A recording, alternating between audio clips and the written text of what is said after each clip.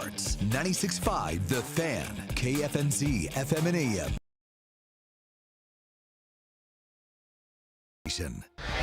Welcome into The Drive with Carrington Harrison on your home for Chiefs football. Touchdown, Kansas City! And your home for Royals baseball.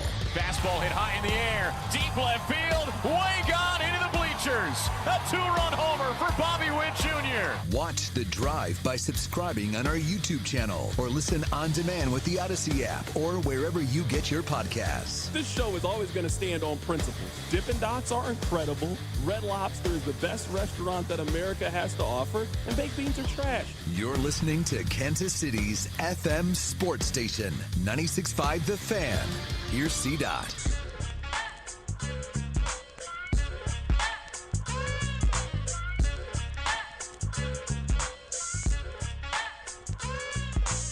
Let's do this. Another day, another dollar, another edition of The Drive. You are listening to The Drive on 96.5 The Fan, 96.5thefan.com, and also the Odyssey app. My name is Carrington Harrison. Excited to be here with you guys on this wonderful, wonderful Tuesday. We have a lot to get into in today's show. Coming up in the 4 o'clock hour, Joshua Briscoe is going to join us on the show. He is with the Chiefs Radio Network. We will recap their loss against the Houston Texans, where we currently stand with the Kansas City Chiefs, and what's next for the Chiefs. We also have their exact playoff formula. We'll go through that coming up in the 2 o'clock hour as well. We got a lot to get into in today's show. We are going to begin with the AFC playoff picture. We'll do that coming up momentarily. But before we do that, I need you guys to do me a couple of favors. Number one, I need you listening to The Drive each day at 2 o'clock right here on 96.5 The Fan. Number two, I need you guys to tell one friend to check out the show. I mean, if you told two people, I'd be grateful. But you know what, man? Beggars can't be choosers. If you could just tell one person to check out the show, I would greatly appreciate it. Number three, and most importantly, I need you to remember that the open of the show each and every day is brought to you by our friends over at The Other Place. So we got a little NBA Cup action today. We are at the elimination stage when it comes to the NBA Cup. So if you want to stop in, get yourself a little NBA action, grab yourself a bite to eat, maybe get yourself a cold one, then go stop by and see our friends over at The Other Place with 5 locations all across the Kansas City metropolitan area. So where I would like to begin was my journey today scouring through the FanDuel app. Now, I didn't place a wager on anything, but I was doing research more than anything. I was doing research because I was curious now that this week has concluded in the National Football League, and we just saw the Chargers get a nice win against an NFC team, a nice home win. And the Chargers, I think you would have to consider them in the mix. I was curious to kind of see where we currently sat in the AFC playoff picture and how things have shaken out. Because as we've talked about over the past 4 or 5 weeks or so, the public and Vegas was still very much believers when it came to the Kansas City Chiefs. I would say that they are still believers, as the Chiefs are a favorite in their matchup coming up against the Los Angeles Chargers.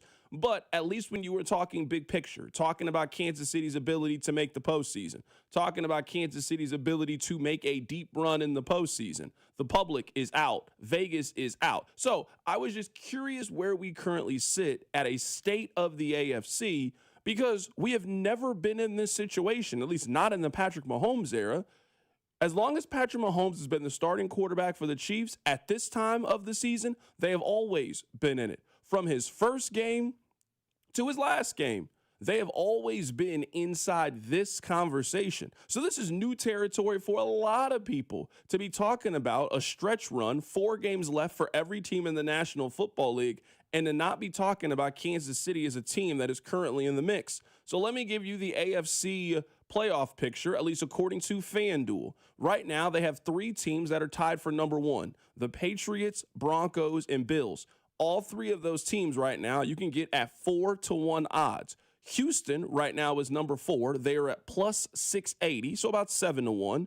Jacksonville is about 7-1 odds as well. And the Los Angeles Chargers are at 10-1. Now you can continue to scroll down, and you got Baltimore at 11-1, Pittsburgh at 18-1. Right now, Kansas City at 22-1 odds to win the AFC. So they are way down the list in this conversation. But let's focus in on the top. let's focus in on those handful of teams that you think could possibly represent the AFC in the Super Bowl.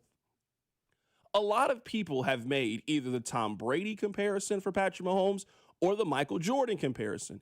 And the Michael Jordan comparison, I think, is a very easy one. That Michael dominated the 90s in such a way that he blocked a lot of other guys from finding championships. Reggie Miller didn't win a championship. Patrick Ewing didn't win a championship. Like, we can go up and down the list of how many people that directly came into contact with the Bulls run in the 1990s and found themselves on the wrong side of the argument. The Chiefs, especially in the AFC, they've been that way for the last couple of years. Lamar Jackson doesn't have a championship. Josh Allen doesn't have one. These guys haven't even represented the AFC in the Super Bowl.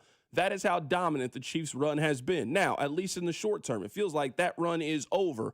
And now you look at the AFC playoff picture, and it is completely wide open. Where I think now the responsibility to represent the AFC really solely falls on one team. It falls on Buffalo. If you look at the rest of the AFC, you are looking at a lot of teams that either don't have playoff experience or haven't done anything in the postseason. Let's remove Buffalo because they've been there the last couple of years. They've gone to AFC championship games. They've gone on the road. Outside of win those games, Buffalo has done just about everything you can do in the postseason. They've played in Arrowhead. They've played home games. They have done just about every box that you could possibly check other than win the AFC championship game and find themselves in the final Sunday of the NFL season. But you look at the rest of these teams. New England, their quarterback's next playoff start is going to be his first playoff start. Bo Nix got his first taste last year in the postseason. This would be his second start. C.J. Stroud, he has a little bit of playoff experience, but Houston has always just kind of bumped their head in the postseason against a team that was better than they are and have a better quarterback than them. Jacksonville with Trevor Lawrence, kind of the same thing. Been to the playoff a couple of times, doesn't really have, I guess, that much experience. Also never really won in the postseason. Justin Herbert also never won in the postseason.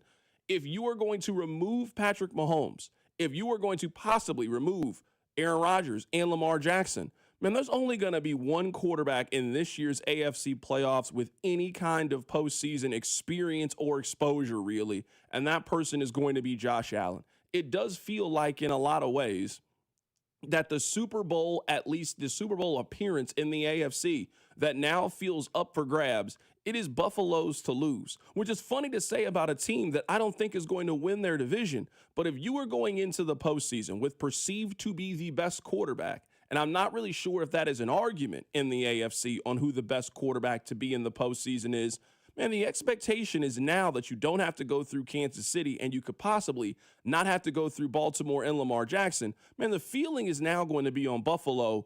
You guys got to finish this deal. And if you don't finish this deal, this is going to be something that you regret for a long, long time.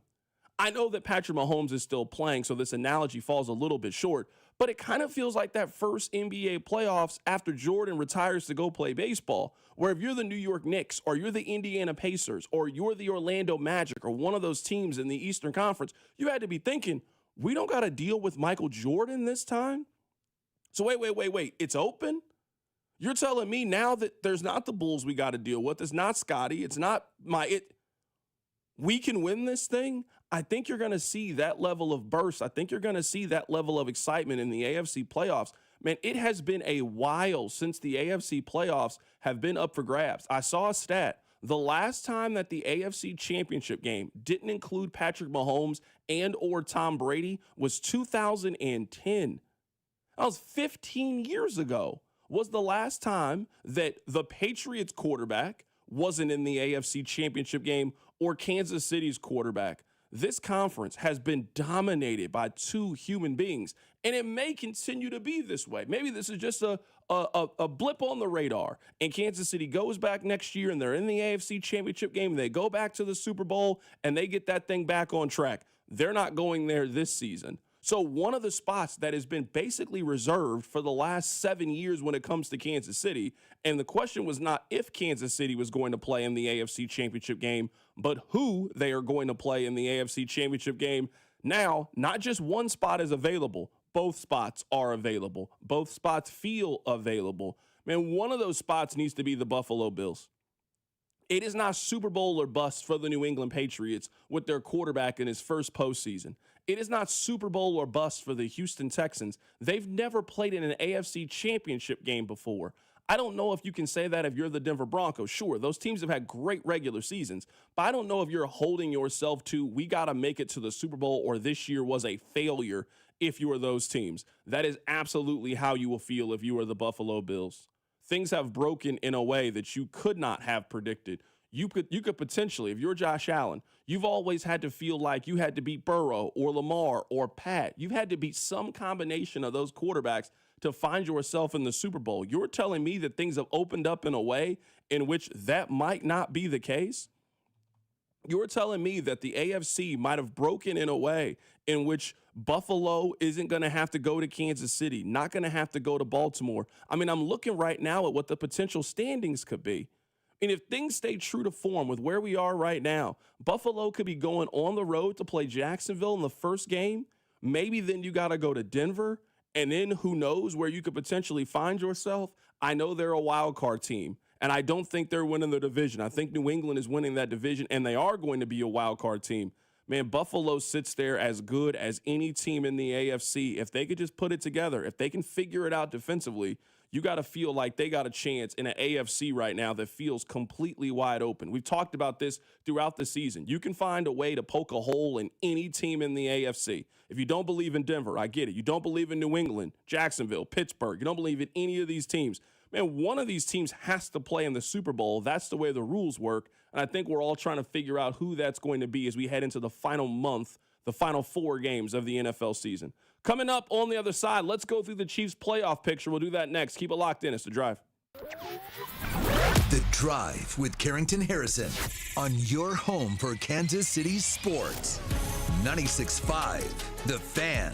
Brought to you by DM Injury Law. Have you or a loved one been in a car wreck? Contact DM Injury Law today and get the money you deserve. Car wreck?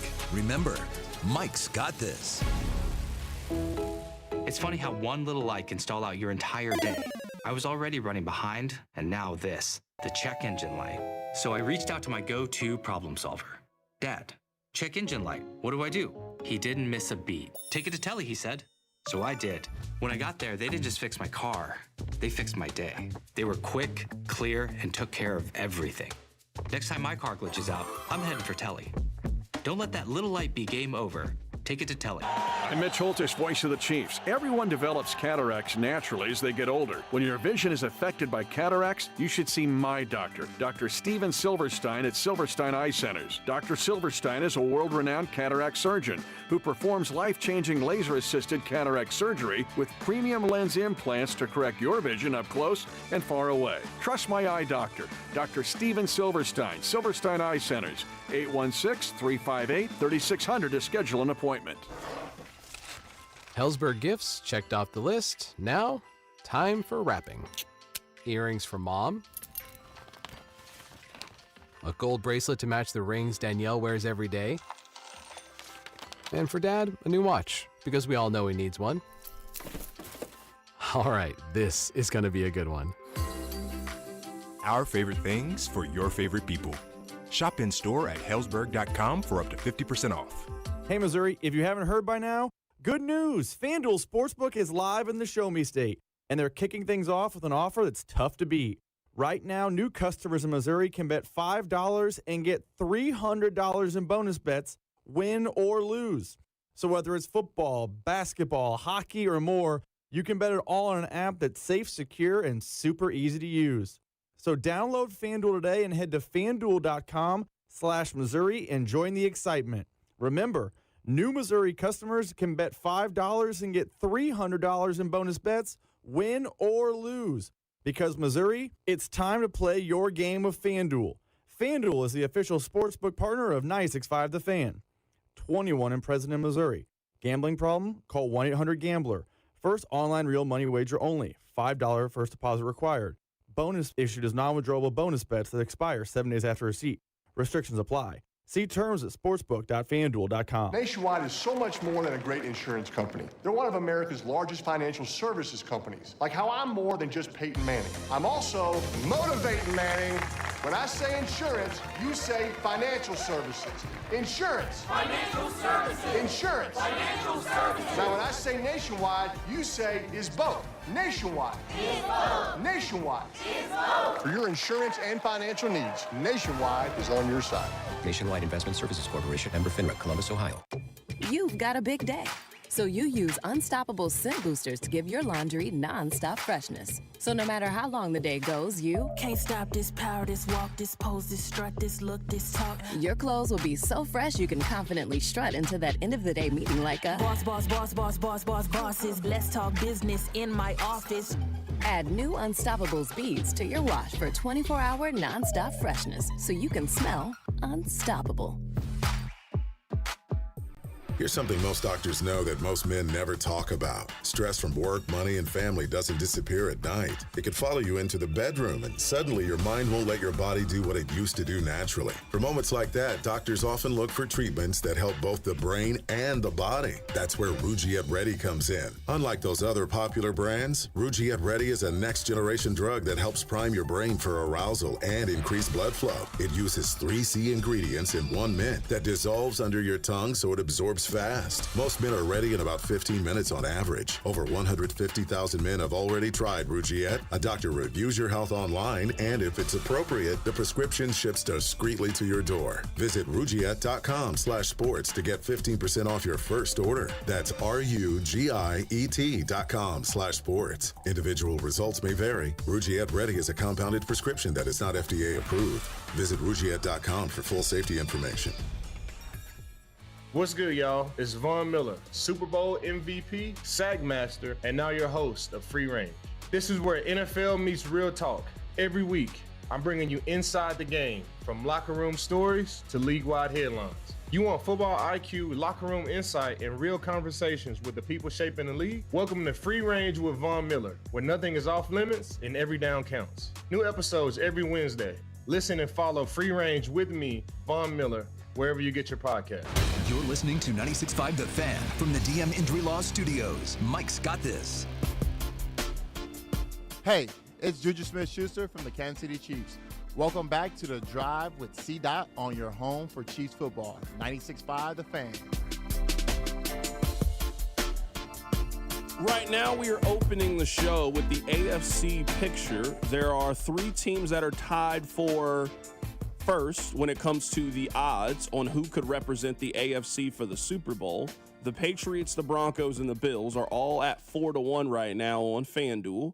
Houston right now is at 7-1. Jacksonville is also at 7-1. The Chargers are at 10-1. The Ravens, the Steelers, you got to go down a little bit to find Kansas City. Right now they are at 22-1 odds to win the AFC. So I saw this today as I was getting ready for the show. The fine people over at the KC Sports Network tweeted this out. This is the Chiefs' road to the postseason. Now, what year was that? You guys remember the one that I'm talking about. Herm Edwards was the coach, and heading into that final week of the season, the Chiefs needed a whole lot of things to go right, and all of those things went right. The Chiefs made the postseason. I believe that year they lost on the road in the first round of the playoffs to the Indianapolis Colts. That might be the position that the Chiefs find themselves in this year. So let me give you the road to the playoffs. This was from our people over at KC Sports Network. So the Chiefs need to win out. So all of those other playoff scenarios, I mean, they matter. Don't get me wrong, and we'll get to those. But the number one is the Chiefs got to start winning games. No other playoff scenario matters if you continue to lose your games. I don't want to play the on-paper game anymore with the Chiefs. The Chiefs will probably be the favorite in every game that they have left the rest of the season. They're favorites this week. They'll certainly be favorites next week against Tennessee. I could see them being the favorite against the Broncos. I mean, especially if they win these first 2 games that they have. I think it's a slight favorite. I could see them being the favorite. They will absolutely be the favorite at the end of the season against the Raiders. The Raiders are awful. I'm not sure what the Raiders are going to have to play for. Maybe the Chiefs have something to play for. That might end up being the case. But you got to start winning your games. That has eluded the Chiefs of late. So step 1, Chiefs need to win all of their games. Step number 2, the Chargers need to lose to Dallas or Houston, they also need to lose to the Broncos. So they need to lose to the Broncos, and then they need to lose to either Dallas or Houston. So they need to go 2-2 down the stretch, but one of those two losses has to include the Denver Broncos. They need the Colts to lose 2 games, which really shouldn't be that hard. The Colts have on the road against Seattle, San Francisco, Jacksonville, on the road against Houston. So I think that Indy is going to do their part. I told you guys before the Daniel Jones injury, I do not think the Colts are making the postseason. I think the Colts are going to miss the playoffs. Now, who is going to make the playoffs? I don't know the answer to that. Could be the Houston Texans. I think Houston could end up taking that spot, but let's see how things end up playing themselves out. So that is the road for the Chiefs. They need to win out. They also need the Chargers to lose to Denver, and they need to lose to either Dallas or Houston. They also need the Colts to go 2-2 down the stretch, and that is how the Kansas City Chiefs could find themselves in the postseason. So, Rob, I don't want to spend too much time going back and forth about possible playoff scenarios for the Chiefs because they haven't handled scenario number 1, which is win their own games. Are you still in the entertaining the playoff conversation? Have you moved on from it? Where are you at right now with the Chiefs in January? Yeah, I've moved on from it. I know there is a path, and I know the path, is possible. I mean, the Chargers schedule, they could lose some games. The Colts are bad. The Chiefs could become the Chiefs again. They have 2 very winnable games in their schedule. Like, I'm not discounting the fact it could happen, but for me personally, I'm operating like the Chiefs are not making the postseason. I don't see it. I understand the logistics and the possibility and this, that, and the other. But Carrington, if we change the name of the team, if we rewound the clock a year ago, we found a team that was heading into December 15th games, and we said, hey, they're under 500. Are they a playoff team? You would have said no. I think it was the Dolphins this time last year. Maybe it wasn't the Dolphins, but there was a team at this point last year that was just under 500 that kept popping up in the hunt. It was the Bengals. I remember we talked about this on the show last year, and you just kept saying, no, the Bengals lost too many games. It's dead. It's over. Let's not talk about the Bengals. I don't want them in the hunt graphic. That's who the Chiefs are this year. They are a 6-7 team that is on the graphic, but in reality will fall short. So, no, I personally have moved on and started thinking about what happens postseason, what happens with coaching staff, players, etc. Because I have moved on to the Chiefs season is over. They are not a postseason team. Text line 913-586-7965. CDOT, why are you even entertaining this? I get it, but you, I, and the rest of the kingdom should move on and just focus on the offseason. I don't disagree with you, but this is what I would counter. Do you know how long we have until the offseason actually starts? It's like 2 months, right? The off-season period does not officially open for 92 more days. I love you guys. You know that. And I will be here. I don't have it in me for 92 days to discuss all the possible free agent possibilities for the Chiefs. Not for 92. Rob, do you want to know when the NFL draft is between now and then? So if you're worried about the NFL draft, I get it. I might already be mock draft out, and it's been 2 days since they lost to the Texans. We are 136 days until the NFL draft. I don't have it in me to just do this every single day. So I'm still talking about the NFL regular season. We will also talk about the NFL playoffs as well. I got to sprinkle in some basketball. I got to sprinkle in some nonsense. I can't do this with you guys every single day. I'm sorry, I don't have it in me to just focus on the offseason when we still got 4 regular season games left. I can't do it. You don't want to sit down and break down at least mock drafts are more interesting this year because they're picking at 15, not 32. You can at least try to entertain some options at 14, but yes, I'm with you. I don't need 92 days of what will the offseason look like before the offseason starts. Yeah, no, I'm sorry, guys. I mean, I get where you're at, and I also think that they're missing the playoffs as well. We got 4 regular season games left. We still got another, We still got another 9 weeks of the NFL season until we figure out who goes to the Super Bowl. I can't do it. I'm sorry. I can't do it. We got to go through the playoff scenarios. That's where we are. All right, let me play this audio for you guys. So Nate Taylor was on the station earlier today, and he was asked a simple question. Is the dynasty over for the Chiefs? Here's what he said. I don't think it's necessarily fair to say the dynasty is over.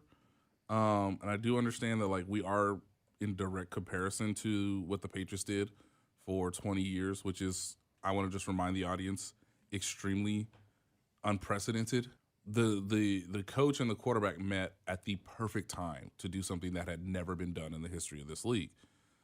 Okay, now they tinkered, they mixed and matched. Personnel people left, coordinators left, of course, receivers left.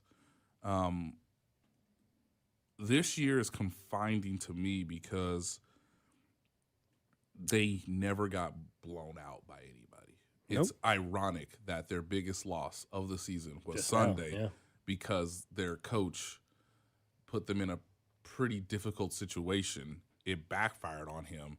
And so, in essence, you now have to chase points, and then that backfires on you.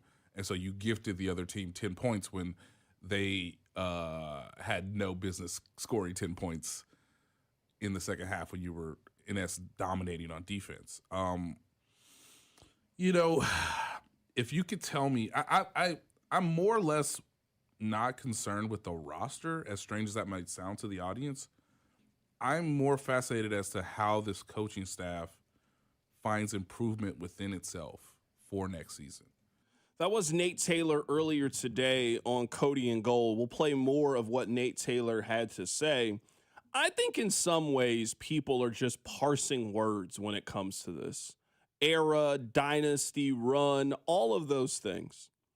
The dominance that the Chiefs had, the aura that the Chiefs had, the belief that as long as you have 15 and Andy and you can just figure it out, the Chiefs have done this for the most part with a select 11 to 15 people they've done this with. And yes, you started it with Tyrann Mathieu. You're not going to finish it. You started it with Tyreek Hill. You're not going to finish it. But for the most part, this has been Pat, Andy, Spags, Travis Kelce, Chris Jones. Like, we all know the pieces. That run is over. You can start a new run. Of course you can. You can start a new run. But the book that they have had, the incredible streak that they've had doing it with this group of people, it is over. Now it is a new challenge. You got to find new stars. You got to find new future Chiefs Hall of Famers and new Pro Bowlers and new All-Pros and new guys to carry you forward. That really was the beauty of Tom Brady and the New England Patriots. And we talk a lot about that 10-year gap in the middle between winning Super Bowls. But that was a team that was still going to AFC championship games, a team that was still competing at the high level. Obviously, it's just really, really difficult to win. But we saw them retool and start over, where you did it with Gronk. You did it with Aaron Hernandez. You did it with Wes Welker. You did it with Randy Moss. You did it with Vince Wilfork. We can go up and down the list of guys for the New England Patriots. The Chiefs now have to enter that phase. The Chiefs got to enter that phase. Can they find a Randy Moss? Can they find a guy in free agency that was unhappy in their current situation? You can steal him for the cheap. You bring him here, and he finds a second lease on life. Can you develop wide receivers the way that the Patriots did with Danny Amendola and Wes Welker, two guys that were good wide receivers, and then you turn them into potentially great wide receivers? We can go through the defensive pieces. So the first movie is over for the Chiefs. It's over. They have showed the credits. They are cleaning out the movie theater. You can make another movie, sure, but there's no conversation to me anymore about the Chiefs and how we used to talk about them anymore. We talked about them like they were superheroes. They're not superheroes right now. You can't be a superhero when you're 6-7. You can't be a superhero when your quarterback has been outplayed in these fourth quarters by Bo Nix and C.J. Stroud and Trevor Lawrence. And no, you lost your superpower. You got to get it back. I mean, Rocky got his championship belt back, but you got to go out there and you got to prove it in the ring. You had to beat Clubber Lang to get your belt back. You haven't beaten Clubber Lang to get your championship back. You haven't beaten Drago. Rocky got back. He lost it, and then he got it back. So that's where I am with the Chiefs. I feel like we're parsing all. Is it over? Yeah, it's over. Stop it. You're watching these games too. The way that we used to feel about Kansas City, the invincibility, the aura around them, it's over. They have to fight to get it back. That's the sequel. That's the character arc of all of this, and we'll see if they can do it. Here's Nate Taylor. He was asked a question about Andy Reid not being as sharp. For whatever reason this year, and I don't know the exact answer for it, and I'm wondering if they're struggling to find the answers to within their own team facility.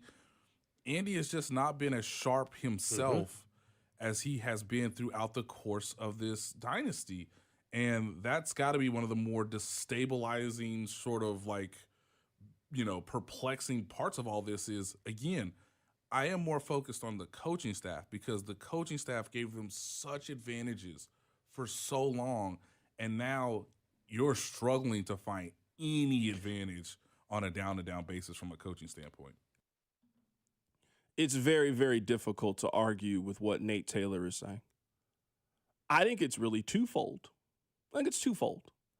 I would say the first part of it is the Chiefs are losing this games because their stars are not coming through. If you think back to Sunday's game against Houston, they lost that game because Patrick Mahomes played about as poorly as he's played in a regular season game.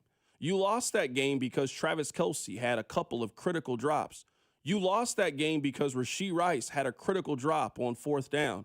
You lost that game because Harrison Butker missed another field goal. Harrison Butker has missed more field goals this season, if you were counting extra points and regular field goal attempts, than any other kicker in the National Football League.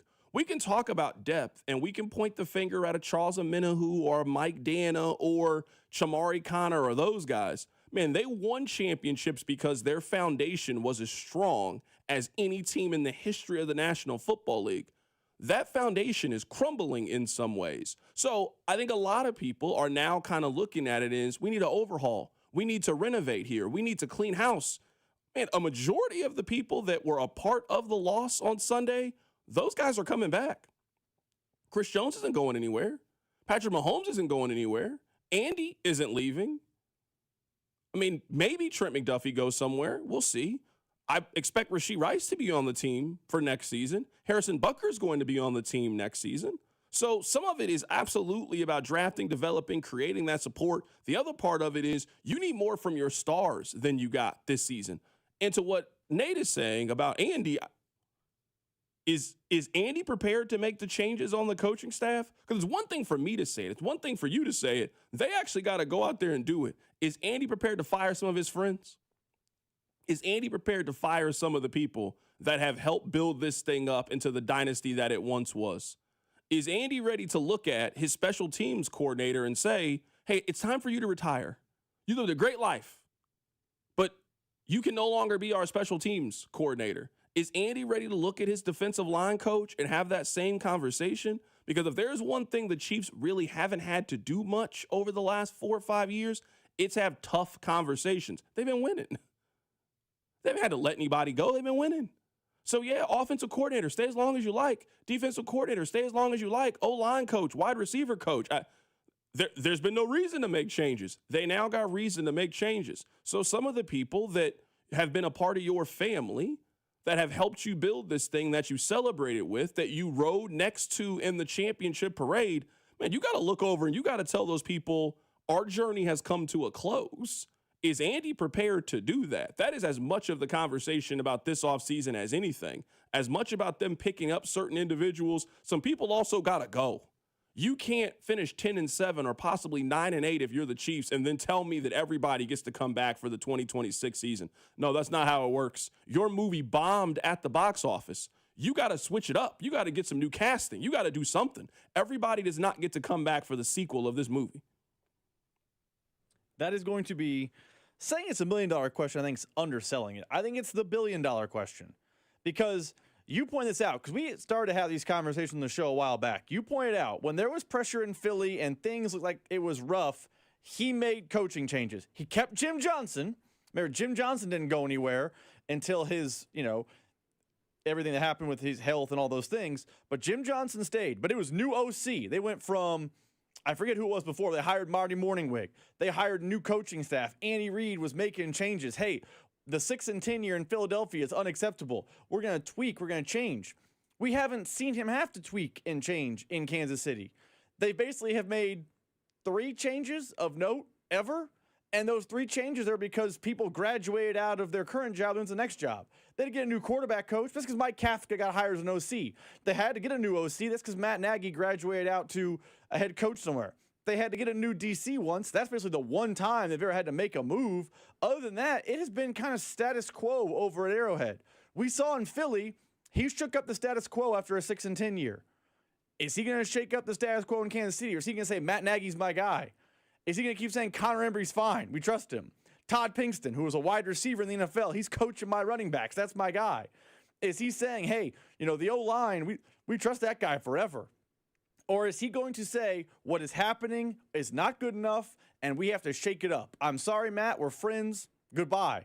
Dave, you've had an incredible career. You might be a Hall of Fame level type of coordinator. You coach Devin Hester.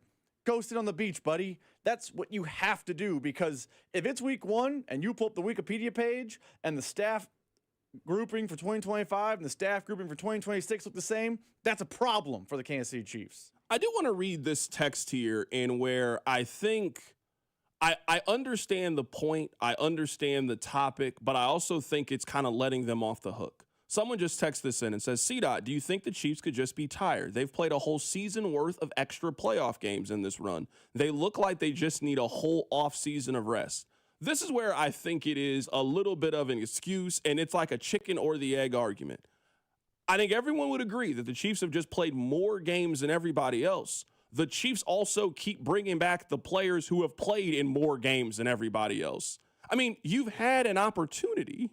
You've had an opportunity to move on from certain pieces, and you continue to bring the same guys back every offseason. So you had a chance to get younger. You had a chance to switch things up. You had a chance to improve the running back room. You opted not to do that this year. So, yeah, all of those carries that's on Kareem's body and Isaiah Pacheco's body have come back to hurt you. You had a chance to freshen up that wide receiver room. You chose not to do it. You had a chance to do that same thing with the defensive line. You brought back Charles Omenihu. You brought back Mike Dana. So, yes, I hear you. The Chiefs have played a lot of football. The Chiefs have also struggle to help turn over their roster and find some of those younger, fresher players. And now they will just quite simply be forced to do that this offseason. You cannot run this team back next year. So next year, yes, some of it's going to be the fact they didn't play those extra 2 or 3 games at the end of the season. It is also going to be they are going to have to put an emphasis on turning over their roster in a way that they have not had to turn over since they lost to Tom Brady in that first AFC Championship game. That was the last time that you felt like they had to completely overhaul their roster. Their defense just didn't work. They had to start over on defense. The Chiefs are going to have to start over in a way. So, yes, has them playing more football contributed to some of that? Yeah, it's a percentage. I think it's kind of low. We might disagree on how much of a percentage you would put in terms of what's went wrong this season. But to me, you can't use the January as an excuse when the Chiefs keep bringing back all of those same pieces that have played all of that football. It eventually caught up to them. So, I don't know, this might be semantics, and if it's semantics, I apologize. But I think the Chiefs actually have tried to get younger and different. They've just failed every single time. That's fair. Like, we talked yesterday in the show about look at the draft picks, look at the free agent misses. That's where you get younger. That's where you get away from relying on your aging veterans. The Chiefs tried to find their next, we're going to build our pass rush around this guy. George Karlaftis is fine. He's probably not earning his paycheck, but they drafted a first-round pick in Felix Anudike-Uzomah. Forget what you think about the player. A first-round pick should be a guy that you can rely on. It's younger, it's fresh, it's different. He's done nothing for this team, so you're kind of got forced into Charles Omenihu. For sure. They've tried things at linebacker. They've tried things. It has seemed to have failed. Like the text line, a common sentiment yesterday was, this team was better with Justin Reed and Tyrann Mathieu. I'm not saying safety is the reason they're bad, but they got younger there. They also got worse there.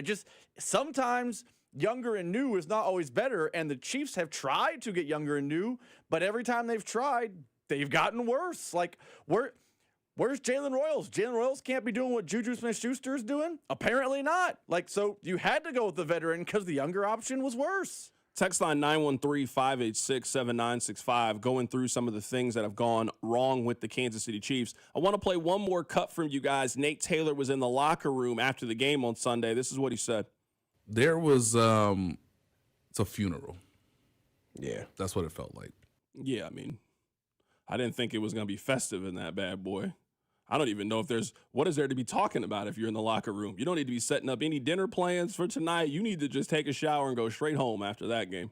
There's no fun to be had after they lost to the Houston Texans again, and with the same formula that we've seen them do throughout the course of the season.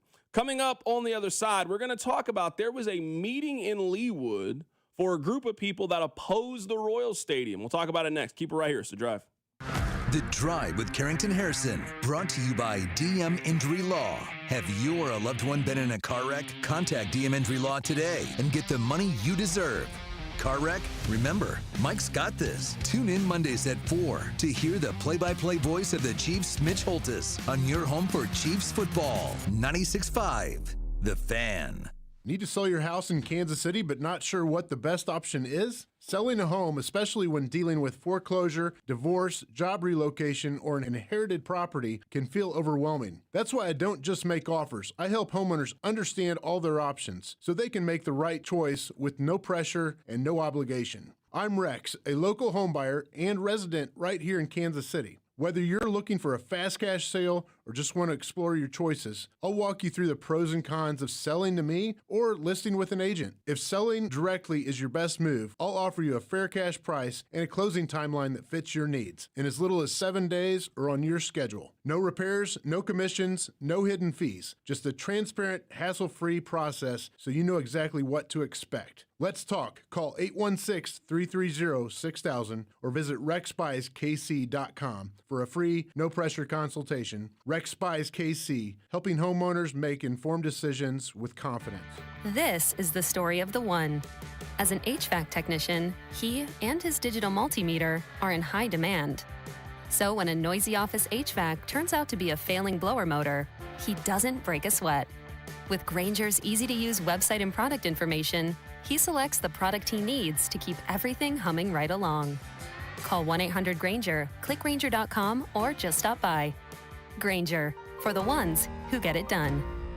The world's largest sportsbook at your fingertips has arrived in Missouri. Circus Sports is sports betting the way it should be. With high app limits, player-friendly pricing, and exceptional customer service, Circus Sports is better for the better. From football to basketball, college sports to pro, start betting like the pros in Missouri. Built for sports bettors by sports bettors. Download your new bookie today at circusports.com. Must be 21 or older. For problem gambling, call the Problem Gamblers Helpline at 1-800-522-4700. Extra, read all about it. The Fed just cut interest rates again, and that means now is the time to refinance with Golden Oak Lending. Lower rates mean lower payments, and our customers are saving hundreds every month. Plus, you can make no payments until next year. And if your loan doesn't close, we'll pay for your appraisal. Call 913-890-GOLD today and start saving. Golden Oak Landing, cured my blues. NMLS number 114937. This is it, the moment you've been waiting for. Saturday, December 27th at Harris, Kansas City, Fortune takes center stage. Every 5 minutes from 2:40 p.m. to 10:55 p.m., we're dishing out $1,000 in free casino play, fueling the excitement all day long. But wait, there's more. At 11 o'clock, the spotlight shines on one lucky winner who will claim $25,000 in cash. Are you ready to win big? Only at Harris, Kansas City, where the luck is all yours. 21 and older to gamble, know when to stop before you start. Gambling problem? Call 1-800-GAMBLER. This is the story of the one. As the purchasing manager at a manufacturing plant, she knows the only thing more important than having the right safety gear is having it there when you need it. That's why she partners with Grainger for auto reordering, so her team members can count on her to have cut-resistant gloves on hand, and each shift can run safely and efficiently. Call 1-800-GRAINGER, click Grainger.com, or just stop by.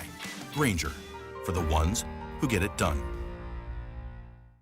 Wesley Financial Group is not a law firm. I'm Chuck McDowell, founder of Wesley Financial Group. Did you buy a timeshare because they told you it was a great investment? That's a lie. Most timeshares can be bought online for $1. To find out what your timeshare is worth and to cancel it, call us today and we'll send you our timeshare exit kit free with all your options for cancellation. Call Wesley for your free exit info guide. 800-941-2255. That's 800-941-2255. We all hear the radio ads about the IRS. They tell you to be afraid, to be scared, and they try to frighten you into calling. I'm not here to do that. Tax Relief Advocates is different. TRA is here to tell you that if you owe money to the IRS, whether it's $5,000, $50,000, or $500,000, we have a solution. It doesn't matter if you're sitting in your car, at work, or with your kids. No matter where you are, call now. 800-575-9834. Don't lose hope. TRA can eliminate or reduce what you owe to the IRS.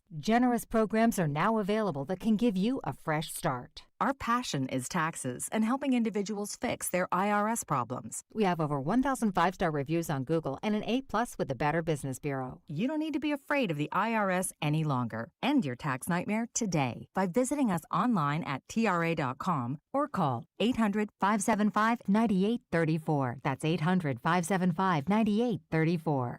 Tax Relief Advocates. Real solutions for real people. Expect mostly sunny skies this afternoon with a high of 54. Weather brought to you by Staples. Have an easy holiday at Staples. Save on top tech and gaming gifts, shipping supplies and services to get your packages there safely, even custom cards and wrapping paper. Staples. That was easy. The Sheet Metal Workers Local Number 2 Enrichment Grant is providing one local high school $20,000 to use on upgrades and equipment. Open to all area schools and no strings attached. Take a minute to tell us what your high school needs at helpmymocanschool.com, and we'll announce the winner January 4th on the Chiefs Radio Network.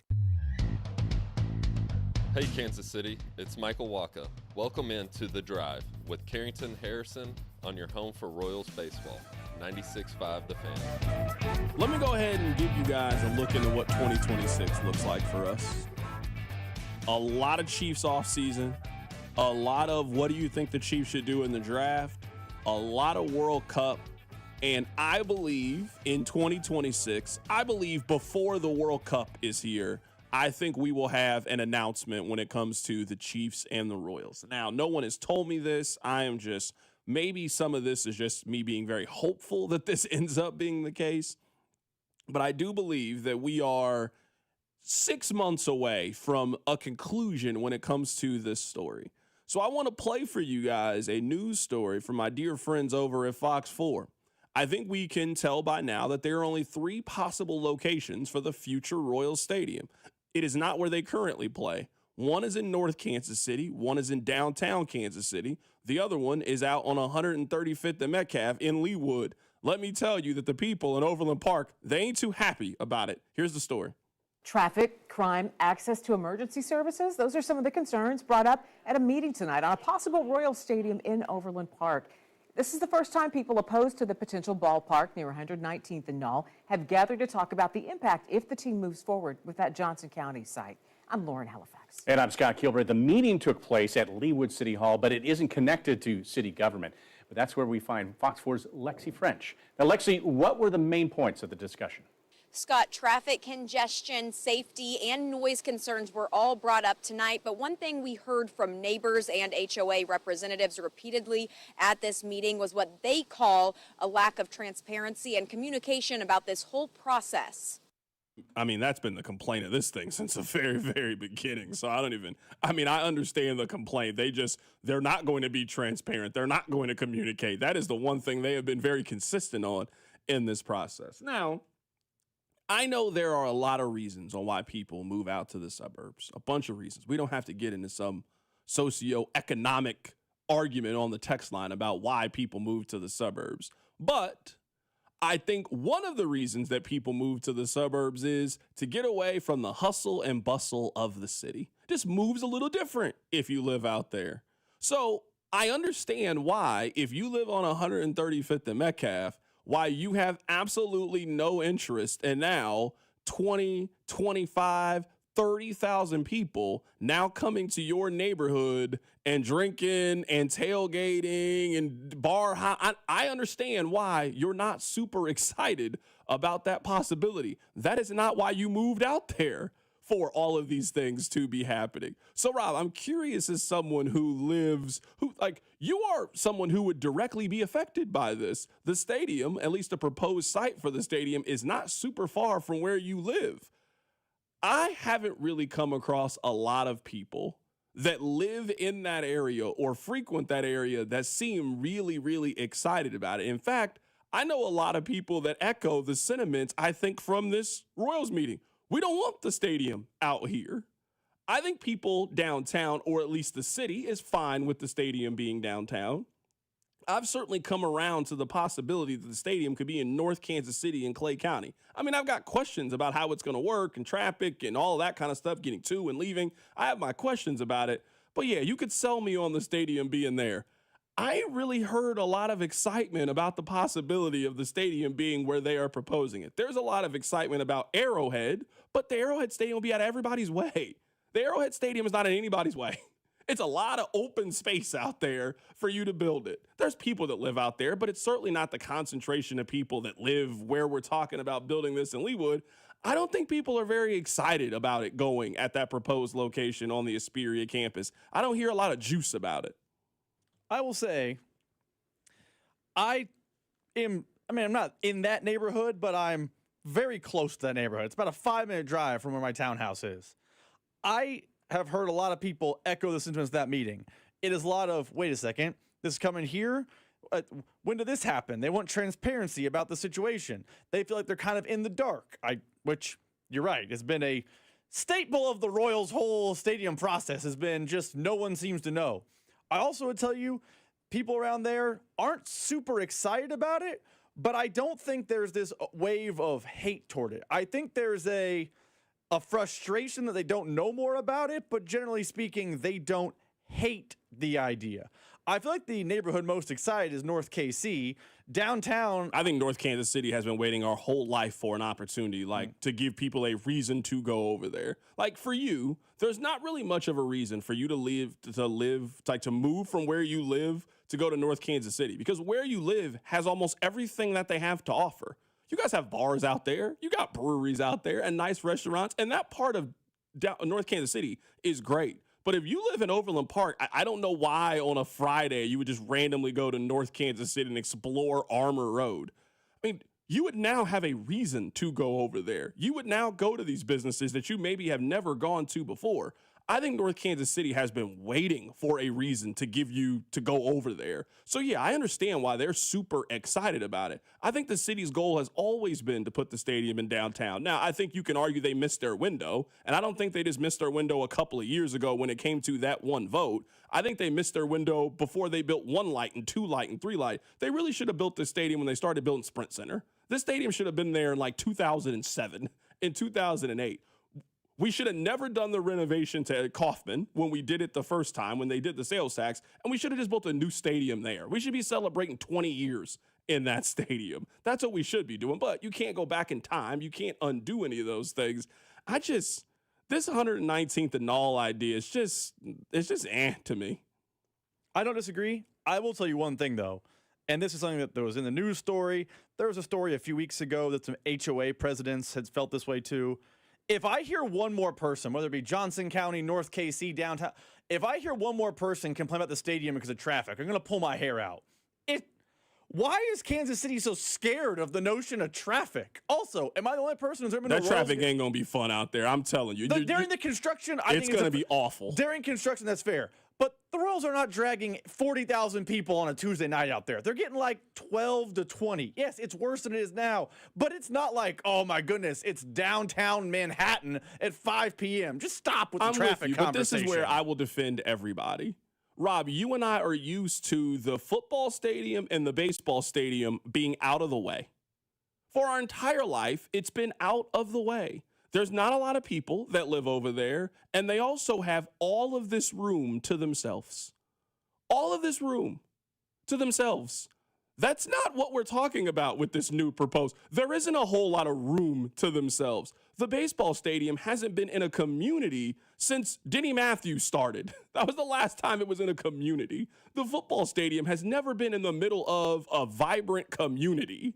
That's where they're talking about putting it. So I think that was a big opposition the first time. They were talking about building it on, I would say, one of the cool hip parts of town, and just now bulldozing that part and putting it right there.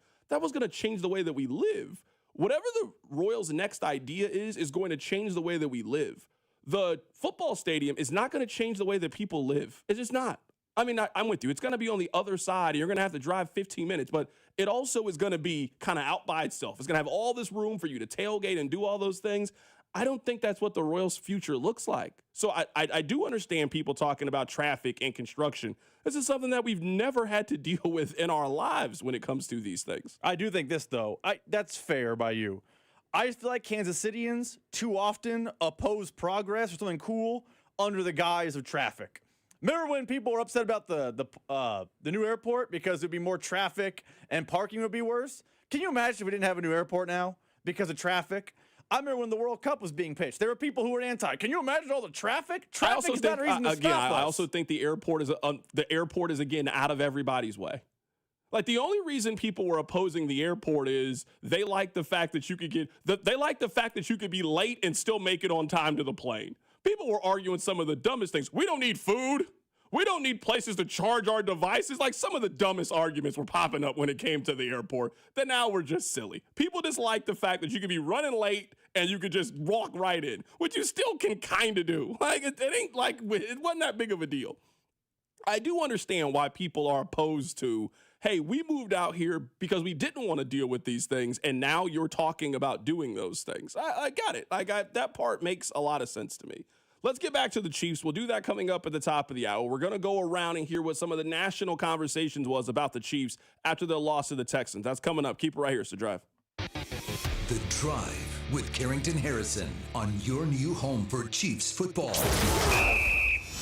96.5, The Fan, brought to you by DM Injury Law. Have you or a loved one been in a car wreck? Contact DM Injury Law today and get the money you deserve. Car wreck? Remember, Mike's got this. Hey folks, I've got a couple of important questions for you. Do you know how much money you need to retire? Do you have a plan in place for your loved ones? If your answer is no, it's time to get your financial planning on track with UMB Private Wealth. It's never too late to start. Plus, their team supports you at every step of the planning process. Go to umb.com/privatewealth to schedule your appointment. That's umb.com/privatewealth.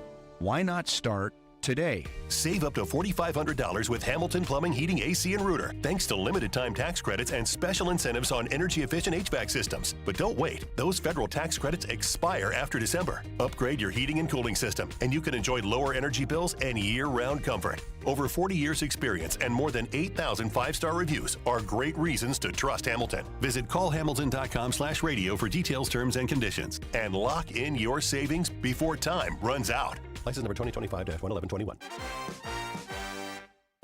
The holidays are here, and so's the newest Academy Sports and Outdoors, right in your neighborhood. Score kids ride-ons that say, my 8-year-old's truck is nicer than mine. Grills and smokers that say, there is no wrong way to cook a turkey. And new Nike fleece hoodies that say, I keep it chill no matter the temp. Academy has all the legendary Christmas gifts your family wants at undefeatable prices, because here, fun can't lose. Win Christmas at your new Academy Sports and Outdoors. We're on a mission to get everyone high-quality health insurance and better health. We have plans with low out-of-pocket premiums. For coverage to start January 1st, you must enroll by December 15th. Go to ambetterhealth.com/enroll for your free, no-obligation quote. That's ambetterhealth.com/enroll. Ambetter Health, on a mission for better. Ambetter Health is the brand name for health insurance products underwritten by subsidiaries of Centene Corporation. Go to ambetterhealth.com to see offerings in your state. This is a solicitation for insurance. FanDuel is the #1 sportsbook for same-game parlays. From points and rebounds to threes and assists, FanDuel's the best place to combine your favorite picks into a same-game parlay or track every stat live, all in one easy-to-use app. And right now is the perfect time to join, because new customers can get $150 in bonus bets if your first $5 bet wins. So bet on the players you love the way you want. Head to FanDuel.com/Alex to sign up today. FanDuel, official sports betting partner of the NBA and 96.5 The Fan. 21 and present in Kansas. First online real money wager only. $5 first deposit required. Bonus issued as non-withdrawable bonus bets will expire 7 days after receipt. Restrictions apply. See terms at sportsbook.fanduel.com. FanDuel is offering online sports wagering in Kansas under an agreement with Kansas Star Casino, LLC. Gambling problem? Getting help is your best bet. Call 1-800-522-4700 or visit ksgamblinghelp.com. Nationwide is so much more than a great insurance company. They're one of America's largest financial services companies. Like how I'm more than just Peyton Manning. I'm also motivating Manning, and you too can be so much more. Nationwide Investment Services Corporation, member FINRA, Columbus, Ohio. I'm worth more. I'm worth a little more. I'm worth a lot more. I completely agree. You are worth more, and your car's worth more, and we want to pay more at GiveMeTheVin.com for good cars, because they are worth more, and so are you. And remember, if I don't beat the price on a CarMax or a Carvana deal, I'll pay you $100. For top price, trust, and ease of transaction, give me the VIN.com, America's best car buyer. Sell us your car. Give me the VIN.com. So easy you can do it in your underwear. Here's something most doctors know that most men never talk about. Stress from work, money, and family doesn't disappear at night. It could follow you into the bedroom, and suddenly your mind won't let your body do what it used to do naturally. For moments like that, doctors often look for treatments that help both the brain and the body. That's where Rugiet Ready comes in. Unlike those other popular brands, Rugiet Ready is a next-generation drug that helps prime your brain for arousal and increase blood flow. It uses 3C ingredients in 1 mint that dissolves under your tongue so it absorbs fast. Most men are ready in about 15 minutes on average. Over 150,000 men have already tried Rugiet. A doctor reviews your health online, and if it's appropriate, the prescription ships discreetly to your door. Visit Rugiet.com/sports to get 15% off your first order. That's RUGIET.com/sports. Individual results may vary. Rugiet Ready is a compounded prescription that is not FDA approved. Visit Rugiet.com for full safety information. Hey, it's George Karloftis. The Chiefs Radio Network pregame show starts 3 hours before kickoff right here on your home for Chiefs football, 96.5 The Fan. KFNC FM and AM, HD1 and HD2 Kansas City, an Odyssey sports station.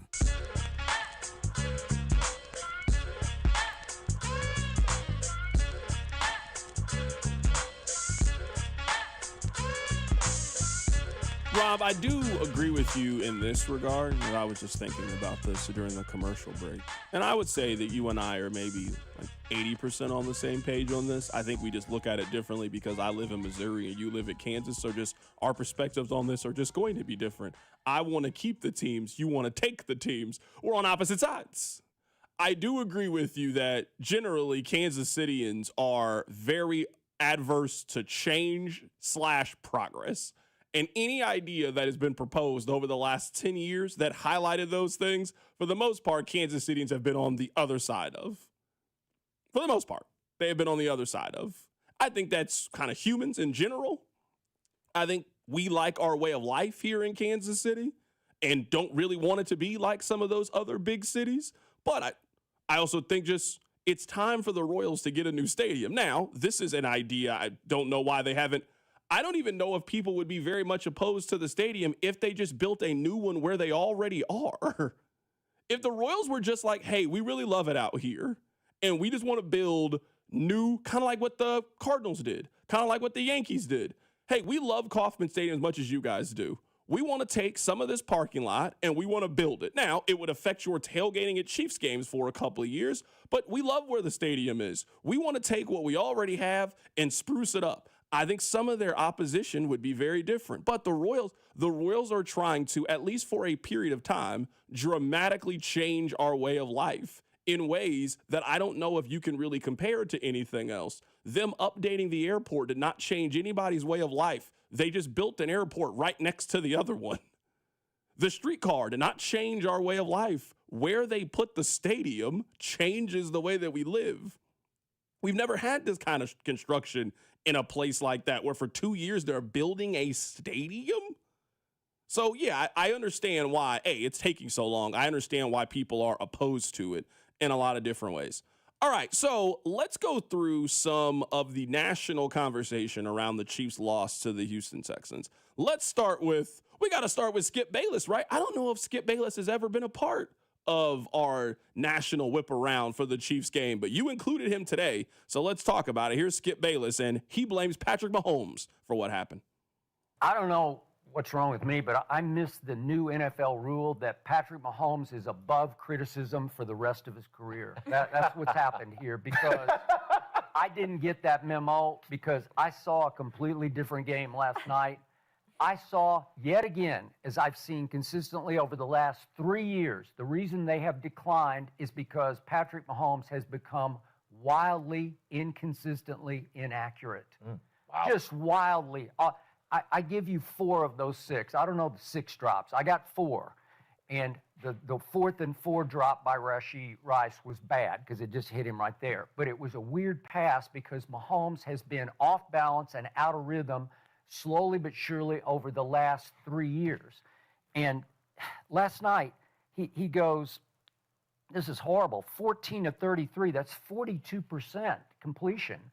And for the year, his completion rate is 63%, which is his career low. And for that game, he had a QBR last night of 17, and you guys are all giving him a break. I'm not going to give him a break. I understand that the normal inclination is to jump on Skip, but I will say this. A major reason of why I picked Houston from the very, very beginning is I've seen what not having their normal offensive line and going up against a pretty good defense does to that quarterback. And Mahomes has so many strengths. He does. He has so many strengths. But I also think we have learned over time what his weaknesses are. And if I know what his weaknesses are, trust me, they know what his weaknesses are. I don't think Mahomes is the number one reason why they lost. But you knew in a game like this, man, ball security was going to be one of the most important things. You didn't have to watch a second of that game. All you needed to look at was 3rd and 4th down conversions and also look at turnover differential, and that will tell you the story of the game. One of those balls that Mahomes threw, I believe it was his second interception, was a punt. Was an arm punt is what it was. I mean, he underthrew, I believe it was Hollywood Brown, by 5 or 6 yards on that play. Some of the decision-making and accuracy has been a problem. Again, I'm not saying Mahomes is the number one reason that they lost, but he was certainly part of why they lost. He played incredibly poorly in that game. Now, some of it is weapons, some of it is the offensive line, but man, you needed your quarterback to be an elevator in that game, and he wasn't. Some of that's drops, some of that's inconsistency. Again, I'm not putting all of this on Patrick Mahomes. I can't say that Skip is 100% off here. He might be like 60% off. I cannot say that he is 100% off in the accuracy issues that we've seen with their quarterback, some of the down the field issues that they've had with their quarterback. And man, if the Chiefs don't have a capable offensive line, the effect that it has on their quarterback where he just can't function. Like he cannot function in that scenario. I've just seen too many examples of that being the case in which he just doesn't work in that scenario. I want to play for you guys what Nick Wright had to say. He is by far and away the most positive national voice when it comes to the Chiefs. Trust me, America, I'm devastated, but I also am honest. None of it should have been shocking because they have made mistakes like this all year. The offense herky-jerky. Mahomes had to lead them in rushing. They're 0-4 in those games, by the way, where he leads them in rushing. Patrick, I think, felt that he had to activate hero mode. That Butker field goal changes everything. Andy Reid's one of the greatest coaches ever, has an argument that he's the second greatest coach in the history of the sport. His biggest game management criticism has been being too conservative in the past. Yeah. That was a wildly reckless 4th down decision. This is how you get to 6 and 7. They now have retaken their place atop the league after a 1-year absence in drops. And it felt like they were all heartbreaking. Kelsey's ended the game with a pick. Kareem Hunt's, I think cost us a touchdown on the 3rd down. And the same thing, Brew, that made me and still makes me feel like last year's team, Super Bowl notwithstanding, that was a great football team.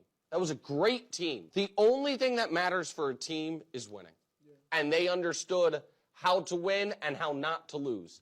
This team, through 13 games, creates a different set of circumstances that allow losses to happen. That was Nick Wright on First Things First. We play a couple more of these, just going through some of the national perspective from the game. I know that you guys are probably tired of me talking about the run game. And I've felt this way since March and April, that the way that they built their team was flawed, and you were asking your quarterback to do too much. In a game in which it was going to be a low-scoring affair, in a game in which you knew it was going to be a rock fight, the Chiefs admitted that to us. Man, if Patrick Mahomes is your leading rusher, it means something went wrong.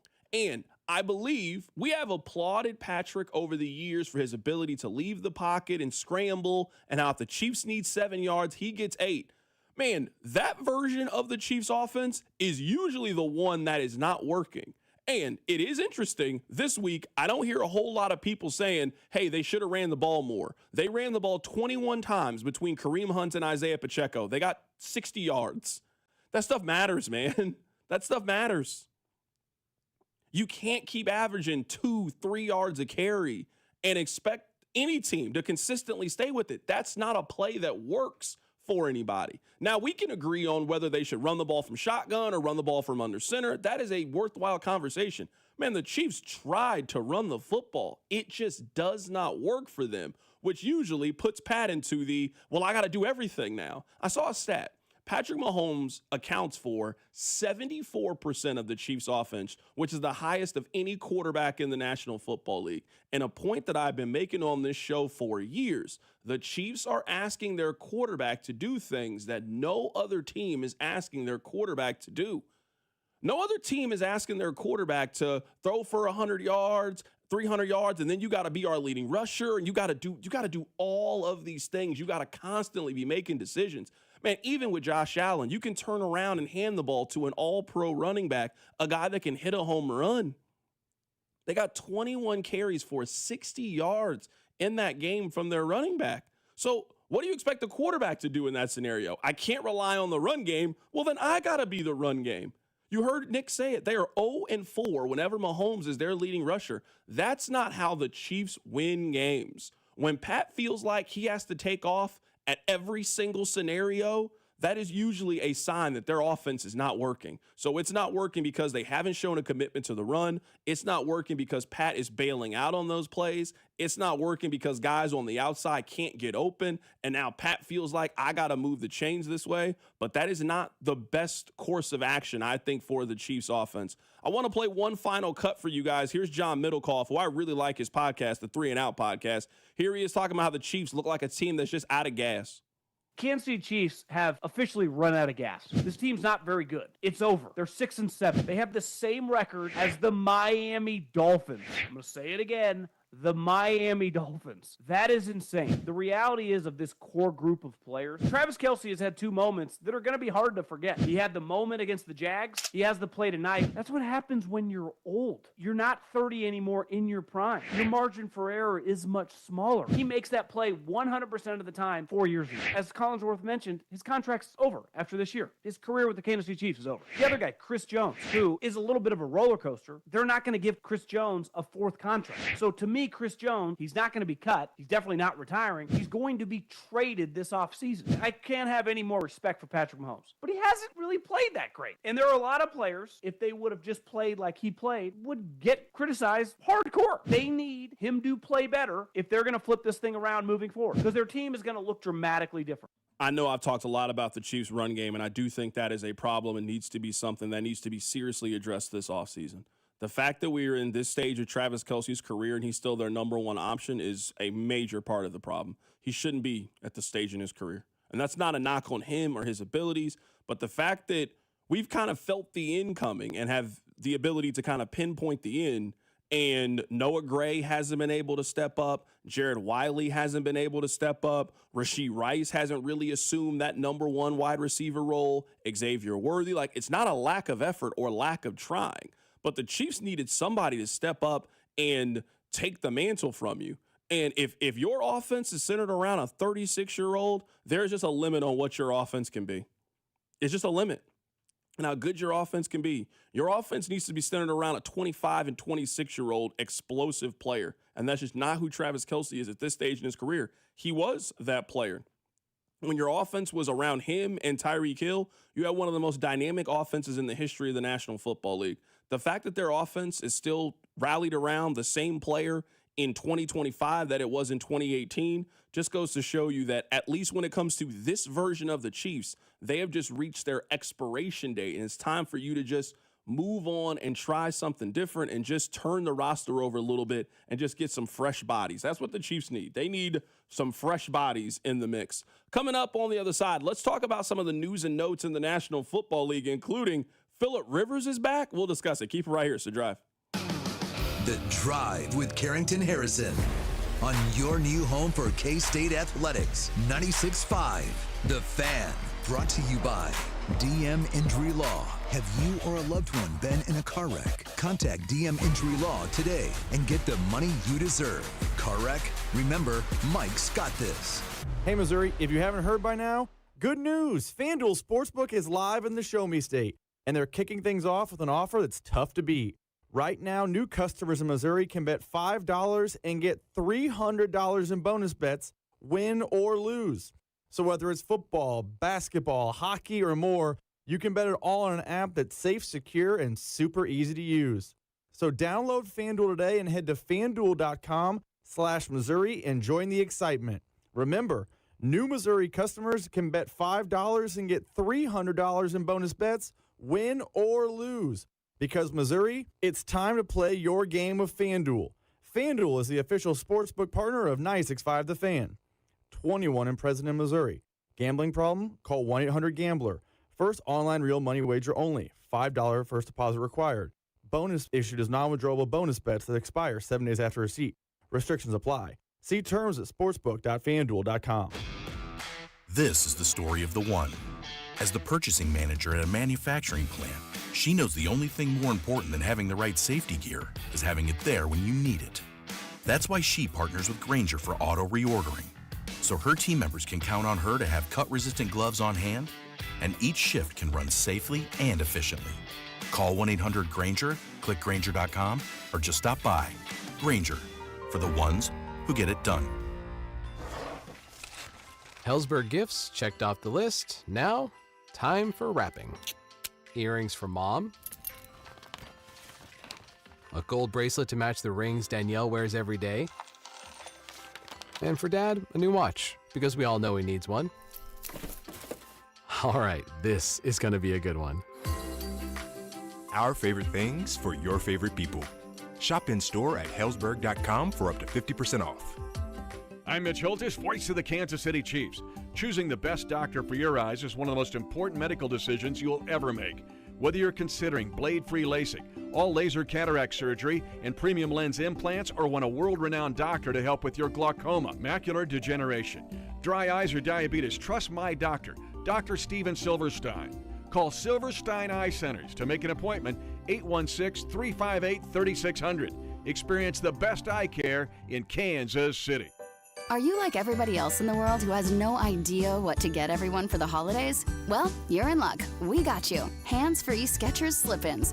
Because with hands-free Skechers slip-ins, you just step into them and they're on. There's no bending down, no touching, no fuss. Plus, Skechers slip-ins come in everyone's favorite styles and colors. And you can get slip-ins everywhere stylish footwear is sold, including a Skechers store. Or if you're too busy to shop in person, just get them online at Skechers.com, Amazon, and more.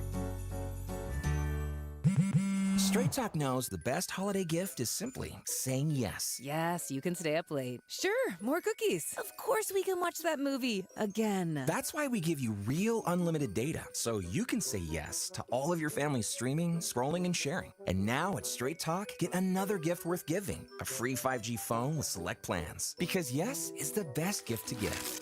Yes! And receive. Available at straighttalk.com and Walmart. For network management practices, visit straighttalk.com. Another app for inventory, one for CRM. Oh, don't forget accounting. Wait, which login was that? Or you could use Odoo, one fully integrated system that does it all without the hassle. Ditch the app overload. Get everything your business needs on one platform. Try Odoo free today at odoo.com. That's ODOO.com. This is the story of the one. As the purchasing manager at a manufacturing plant, she knows the only thing more important than having the right safety gear is having it there when you need it. That's why she partners with Grainger for auto reordering, so her team members can count on her to have cut-resistant gloves on hand, and each shift can run safely and efficiently. Call 1-800-GRAINGER, click Grainger.com, or just stop by.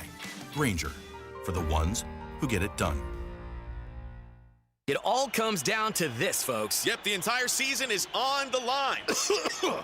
But my throat has officially thrown in the towel. Sounds like you need Vicks VapoCool drops. They're max strength and vaporize sore throat pain. Whoa! These Vapo-Cool drops hit fast! Speaking of fast, did you just see that play? Yeah, he vaporized that ball. That pun should have come with a penalty. Vaporize sore throat pain with Vicks Vapo-Cool drops. Use as directed. Car wreck?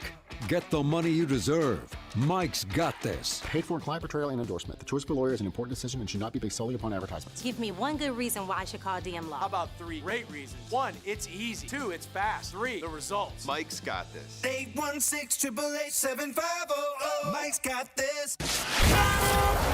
Here's traffic, brought to you by DM Injury Law. Have you or a loved one been in a car wreck? Contact DM Injury Law today and get the money you deserve. Car wreck? Remember, Mike's got this. Good afternoon. Still working the multi-car crash, Overland Park, 35 southbound. As you approach 69 southbound, right lane is blocked. And then coming out of downtown, a slow go, 35 southbound before Cambridge Circle. Right lane blocked by a stall. I'm Val with traffic on 96.5 The Fan. You're listening to 96.5 The Fan from the DM Injury Law Studios. Mike's got this. Hey, it's George Karlaftis from the Kansas City Chiefs. Welcome to The Drive with CDOT on your home for Chiefs football. 96.5 The Fan. Rob, I want to take a very, very quick detour. Now, this is not intended in any way as a shot. I don't want anyone to take it that way. It is just something that I was thinking.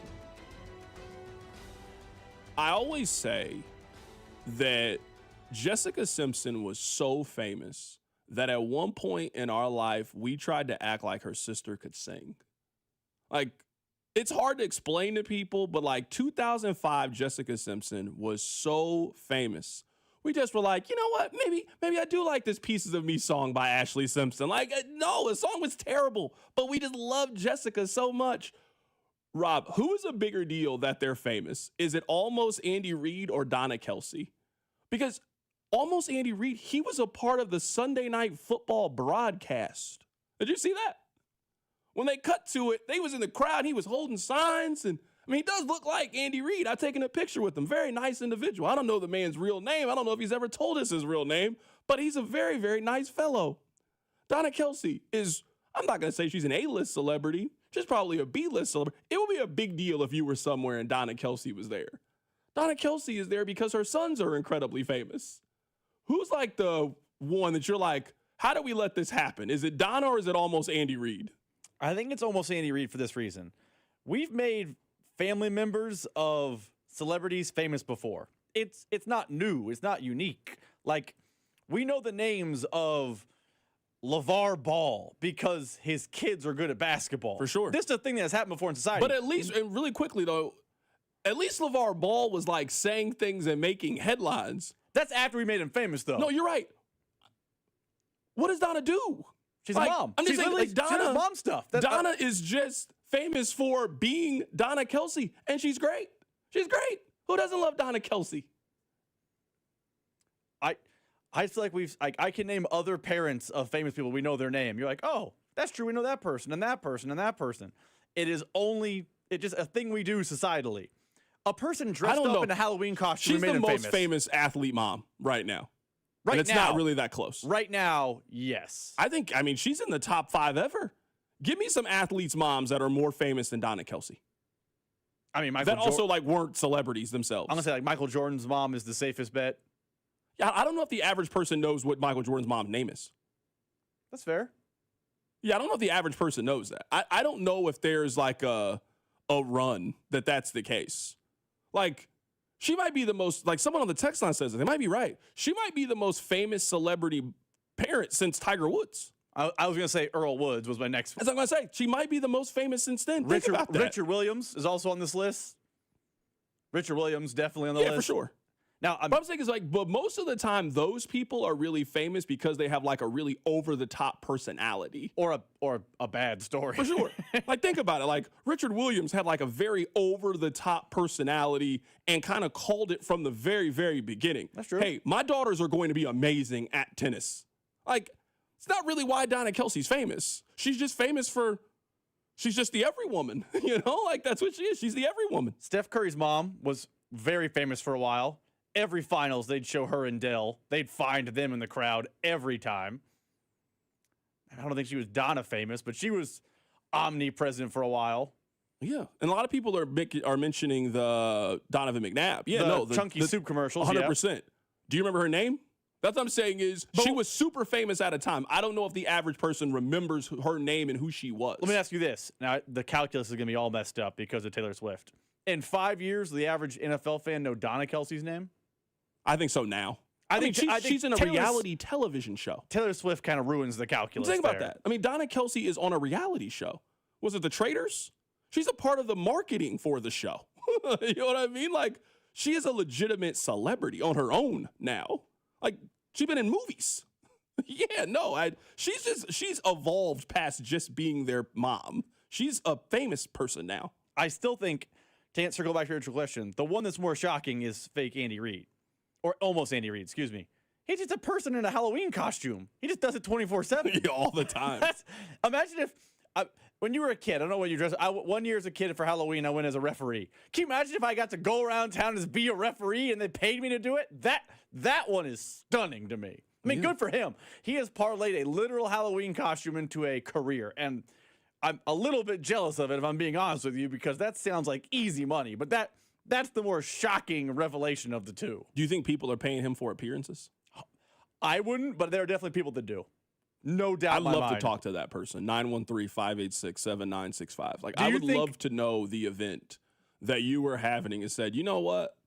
What if we had almost Andy Reid here? I'd love to find out the why, how, there's a woman how much does he charge? There's a woman who dressed up like Taylor Swift, and she does events and gets paid. That would make more sense to me. That would make more sense to me just because, like, Swifties, like, I could see for, like, a bachelorette party or, like, if you got, like, a 12-year-old daughter, I could understand how you would want the girl that looks just like Taylor Swift to be at your party. Why would you want almost Andy Reid? Who is that for? Like, you're telling me your 8-year-old son loves Andy Reid so much that at his birthday party, he didn't want Spider-Man to be there. He didn't want Bluey to be there. He wanted almost Andy Reid to be there. That's what I'm saying. It's way different when it comes to him. Way different. And again, I met the guy. He's a nice individual. Very nice individual. Some people on the text line saying he does Cameo, like the website. That's crazy to me. Again, a lot of this comes from jealousy. He turned looking similar to Andy Reid into a Halloween costume into a lucrative business. And I don't have that ability. I can't. It doesn't exist. Yeah, man, salute to him, man. Salute to both of them, honestly. I don't want anybody to think I have anything against Donna Kelsey. I just don't have any reason to have anything against Donna Kelsey. I remember I was watching Sunday Night Football, and I was like, she's on a television show? Like, she's a legitimate star. Like, you know, when they, like, in games, when they, like, go around and then they show who's at the game and, like, oh, Taylor Swift is here. Oh, Paul Rudd is here. Like, she is one of those people. Like, if you were watching a random NBA game and she was sitting courtside, they would tell you that Donna Kelsey is at the game, 100%. If she went to a Cleveland Cavs game and you were watching on ESPN, they would 100% tell you that Donna Kelsey is at the game. I mean, if she was at a Philly game, if she was at a Sixers game, 100%. They would flash to her. 100%. Yeah. 100%. Someone said, what is Andy Reid going to do besides come over and eat all your food? I don't know. Take pictures with people. I don't know. That's why I said I want to answer this phone call right here. And don't do that. It might be fake Andy Reid. How do we know who it could be? It could be anybody. We're going to have a person calling in saying they paid to have almost Andy Reid at their birthday party. Know. You don't want to know how much it is to have fake Andy Reid come to your birthday party? I do. I want to know. Please answer the phone. I would love to hear how much it would cost to have that man pull up. I would love to hear that. You guys want to hear this. I want to know. How much is it to have fake Andy Reid at your party? You're having a 40th birthday party. You're like, you know what? I love the Chiefs so much. I want fake Andy Reid to be here. I want to know. I want to hear that information. Well, who was it? What happened? It was a person saying that he's seen almost Andy Reid at events and was naming events he's seen him at. Okay. But someone else called. Maybe this is him. Any call right now, I want you to answer the phone, and I want to assume that fake Andy Reid is, if you know him, call, and I have questions that I want to know. We're going to have a real open January. He's going to co-host a show with me. It's going to be me and fake Andy Reid on January 5th, breaking down the NFL playoffs. That's going to be it. We might as well play this now. We're talking about Donna Kelsey. Might as well talk about her son. Here is Dana Hughes. We'll get to Phillip Rivers here coming up in a bit. Here is Dana Hughes talking about something he saw at the game. This week was the first time I watched him, and I saw his face They showed it on the Jumbotron, and then I used my binoculars from the booth, and I looked at his face, and I was like, he looks different. And it made me automatically think that when you're starting to think that these are the last times, he was looking around the stadium just a bit, and I was like, man, is he taking it all in now? Is he looking at this stadium like, I only got a couple more times after this to enjoy this? It kind of gave me that vibe that he was looking around in a different way.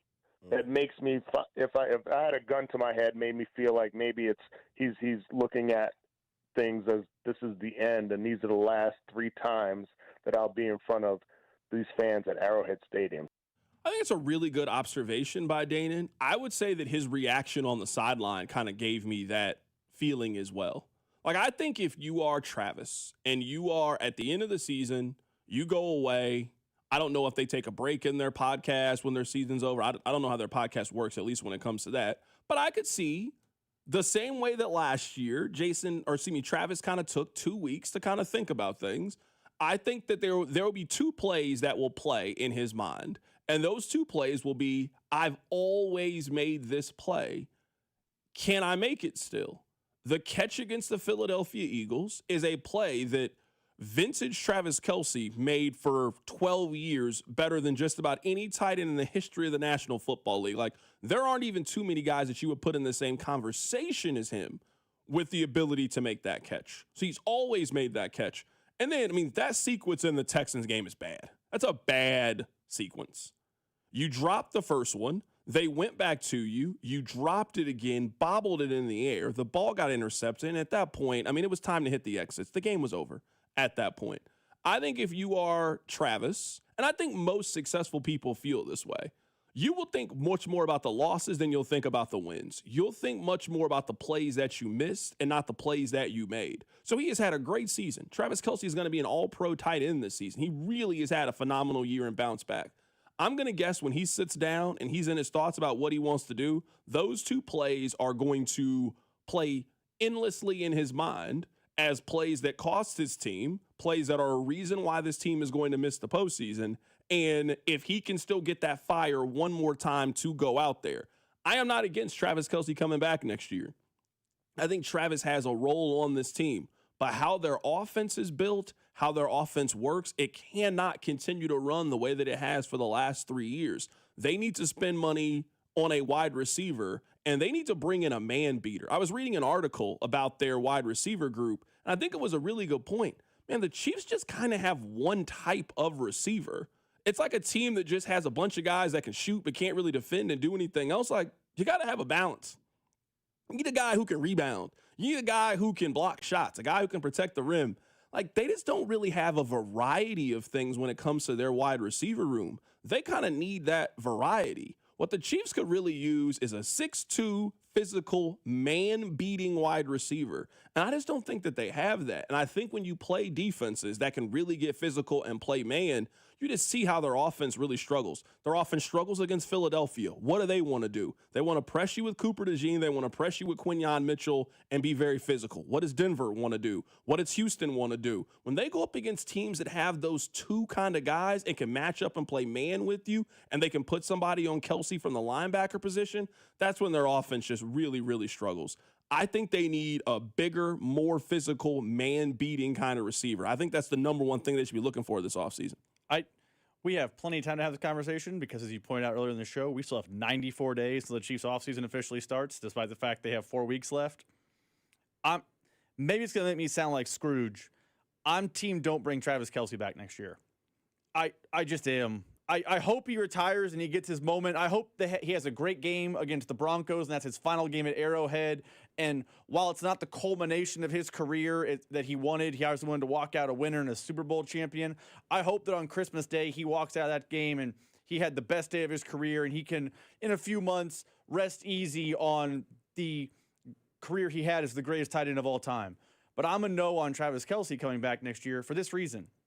If you're going to preach to me, not you literally, but fans going to preach to me, change, different, retool, refresh, rebuild, new, then you can't bring back Travis Kelce, because if you do, you'd have the same quarterback the same offensive line largely, the same head coach, we believe, the same wide receiver 1, the same wide receiver 2, the same tight end 1. That's not new. That's not different. That's not refreshed. That's not new. That's the same. It's just, was it flipping the cap from red? Not even that flipping the cap from red to blue. It's flipping the cap from red to maroon. That's the exact same thing. So this is no disrespect to Travis Kelce. His time in Kansas City has been incredible, and fans will wax poetically about it 20, 30, 40, 50 years from now. The way our parents talk about, hey, I got to see Lynn Dawson play. That's how we'll tell our grandkids about Travis Kelce. But if you're going to tell me it's time for new and different and we got to refresh and retool, it can't be the same top 3 receiving options it was this year. It just can't. I can't tell you that you're wrong. I wish I could sit here and be like, oh, I disagree. A Kelce retirement would force them to change. It would force them to, because you're right. I think most people's inclination is to usually stay the same. And, I mean, you can already see the argument that they would have for staying the same. Hey, we weren't that far off. We know that's going to be the company motto when the season is over is they were not that far off. We just got unlucky. You can already see how they're going to spin it. Hey, next year, we'll run it back again. We'll have a lot of the same coaches back. We'll have a lot of the same players back, and our luck is going to change. Their schedule is going to be easier next year, just by definition of having a third-place schedule. I looked this up last year. I mean, they probably would be in the playoffs if they had the Broncos schedule. And their schedule is largely the same, but instead of Kansas City playing Buffalo, the way that they did this season, the Broncos play the Jets this year. That's a difference in their season. So there's 1 or 2 games different between Kansas City and Denver that might end up being, maybe you wouldn't have won the division, but you probably would have won the playoffs or made the playoffs if you had the Broncos schedule. I mean, you can already see the company line forming. We're not going to overreact. Our formula works. We just had a tough schedule. Some injuries happened. This. Like, you can already see the way you can spin this from a PR standpoint of, hey, we can still run this thing back, and we're not going to go 1-8 in one-score game again if you really, really want to play it that way. We'll get back to the Chiefs here coming up in a little bit. I want to tell you guys a text that I sent Rob during the KU game. I'm not going to spend too much time on it because I know Rob's going to want to talk about it for 20 minutes. I'm going to tell you one text that I sent Rob during the KU game that I can't admit out loud to you guys. We'll get to that. I want you guys to know that I don't have an MVP vote, but I'm really trying to get an MVP vote. I want an MVP vote for this show or a Heisman vote. I know too many people that have at least a Heisman vote. Rob, we got to figure out a way to get a Heisman vote. And my Heisman vote, it'll be like ours. It'll be like both of ours, you know? Like, we need one. I really want an MVP vote, too, just because I want them to make sure they're giving it to the right people, and I don't think they always give it to the right people. If Phillip Rivers gets the Indianapolis Colts to the playoffs, I will vote for Phillip Rivers to win NFL MVP. I'm serious. Not comeback player of the year. No, not on my list. If Phillip Rivers, who was retired for 5 years, who just turned 44 years old, if he figures out a way with their schedule to make sure that the Colts make the playoffs, he was the most valuable player this year in the National Football League. I'm serious. I can't believe this is going to happen. I can't wait. The Colts are now the most interesting team in the National Football League. They really are. This is a movie. We all have seen this. This is The Rookie with Dennis Quaid. That's what this is. Phillip Rivers, grandfather. Phillip Rivers has to be the first grandfather in the National Football League. Has to be. He's 44. He's been retired for 5 years. Phillip Rivers was on the Hall of Fame ballot. He was on the Hall of Fame ballot. They now got to take him off if he makes the active roster. The last time that Phillip Rivers played was COVID. It was the COVID playoffs. If he comes back and he takes his team to the postseason, I'm telling you right now, I wouldn't vote for Drake May. I wouldn't vote for Matthew Stafford. I would vote for Phillip Rivers to win NFL MVP. It will be the greatest story of the 21st century in sports. I'm serious. If that 44-year-old man who was a high school football coach, if he could guide his team to the postseason, He'd be a first ballot Hall of Famer. I don't care what he's done in his career. He never won a Super Bowl, never got to a Super Bowl. Taking this Indianapolis Colts team to the playoffs is like him taking the Chargers to the Super Bowl for me in 2007. That will be all he needs to be over the hump and go to the Super Bowl. I'm dead serious. I agree with you.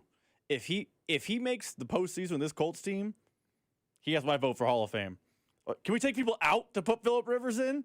Because he's a no-doubt Hall of Fame. If at 44 years old, he comes out of coaching high school football in Alabama to win 3 out of 4 or 2, and whatever the number is, and propel the Indianapolis Colts to a playoff bid, Hall of Fame. Get him a gold jacket. Get it ready. I think he was on the fringe before, but now lock it in. I am so excited Phillip Rivers is back. I'm sad the Chiefs don't have Phillip Rivers in the schedule. Do you know how much fun one more Phillip Rivers with the Chiefs moment would have been? Him yapping at Chris Jones.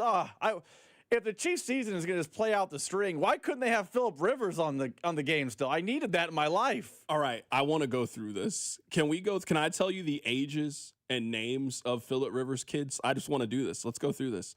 His oldest daughter, her name is Haley. She is 23. That's the one. So she has a child. That's how he's a grandfather. He has Caroline. She's 20.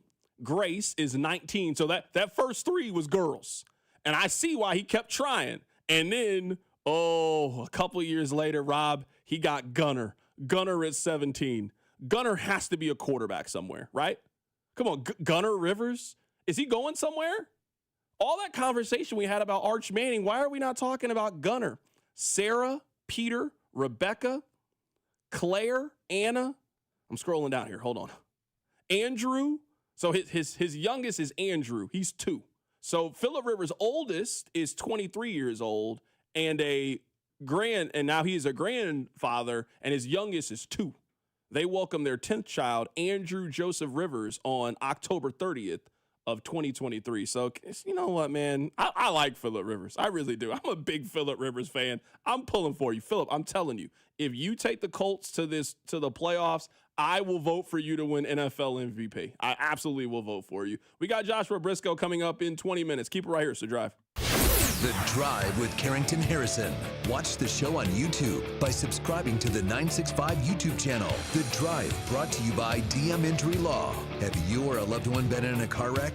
Contact DM Entry Law today and get the money you deserve. Car wreck? Remember, Mike's got this. 96.5, The Fan. Hey, Missouri, if you haven't heard by now, good news. FanDuel Sportsbook is live in the Show Me State, and they're kicking things off with an offer that's tough to beat. Right now, new customers in Missouri can bet $5 and get $300 in bonus bets, win or lose. So whether it's football, basketball, hockey, or more, you can bet it all on an app that's safe, secure, and super easy to use. So download FanDuel today and head to FanDuel.com/Missouri and join the excitement. Remember, new Missouri customers can bet $5 and get $300 in bonus bets, win or lose. Because Missouri, it's time to play your game of FanDuel. FanDuel is the official sportsbook partner of 96.5 The Fan. 21 and present in Missouri. Gambling problem? Call 1-800-GAMBLER. First online real money wager only. $5 first deposit required. Bonus issued as non-withdrawable bonus bets that expire 7 days after receipt. Restrictions apply. See terms at sportsbook.fanduel.com. The holidays are here, and so's the newest Academy Sports and Outdoors, right in your neighborhood. Score kids ride-ons that say, my 8-year-old's truck is nicer than mine. Grills and smokers that say, there is no wrong way to cook a turkey. And new Nike fleece hoodies that say, I keep it chill no matter the temp. Academy has all the legendary Christmas gifts your family wants at undefeatable prices, because here, fun can't lose. Win Christmas at your new Academy Sports and Outdoors. At Busey, banking is about more than numbers. It's about relationships. For over 150 years, we've been helping individuals, families, and businesses reach their goals with personalized service and local decision-making. Whether you're opening your first account or planning your next big move, we're here with the tools and support to help you move forward with confidence. Busey Bank, your partner for life's moments, both big and small. Member FDIC. The Chiefs have been scoring a ton of points lately, and that means I'm saving a ton of money at Hy-Vee. And now I have even more reason to cheer on the Chiefs because I score big fuel savings when I shop Hy-Vee the day after any Chiefs game. Win or lose, I'll earn a fuel saver discount equal to the Chiefs score based on the amount I spend. If the Chiefs score 35 points, I save 35 cents a gallon when I spend $35 on groceries. So the more we score, the more I save, only for my friends at Hy-Vee. It's Thirsty Thursday at Hy-Vee. Time to stock up the bar and fill up your tank. Earn 50 cents per gallon fuel savings on every $50 purchase of wine, beer, hard seltzer, and spirits. Mix and match all your favorite libations and get a 50-cent fuel saver with every $50 purchase. Stack up the savings and your next fill-up could be free. Don't miss Thirsty Thursday at your Kansas City, Missouri Hy-Vee. Product or promotion differs by location. Offers valid where legal, available while supplies last. I'm Piera Palazzolo, VP of Digital Marketing for the American Management Association, a company focused on the management training skills needed to enhance the careers of business professionals. We did our research when it came to the best companies for website development and chose AmericanEagle.com. And we couldn't be happier. AmericanEagle.com worked closely with us to understand the front and back end requirements needed to launch an e-commerce website that could handle the complexities of running thousands of seminars nationwide. Our robust new website and improved SEO saw immediate increases in site traffic and web revenue. If you're in need of managerial effectiveness and success, visit our website at amanet.org. If you're in need of a website that provides an unparalleled consumer experience, I highly recommend AmericanEagle.com. Transform your business today. Dial 877-WebNow1 for a free digital consultation with AmericanEagle.com. Arvest Bank believes in the power of serving others. That's why we're committed to supporting those who serve our communities. We believe that all communities deserve a financial partner who cares. Arvest. We believe. If ringing in the holidays includes cheers and libations, Gomer's has your back. Voted #1 Casey Liquor Shop, they offer a wide variety of beer, wine, and spirits at great prices. Stop by one of their 5 locations. You'll be glad you did. This season, enjoy stress-free comfort with easy booking and trusted service from Anthony. Save up to $4,500 on a new high-efficiency HVAC system. Schedule today at anthonyphce.com. Here's traffic, brought to you by DM Injury Law. Have you or a loved one been in a car wreck? Contact DM Injury Law today and get the money you deserve. Car wreck? Remember, Mike's got this. Overland Park, the multi-car crash, big backups, right lane blocked. 35 southbound as you approach 69 southbound. Coming out of downtown, that's a wreck off to the right shoulder. 35 southbound before Cambridge. I'm Val with traffic on 96.5 The Fan.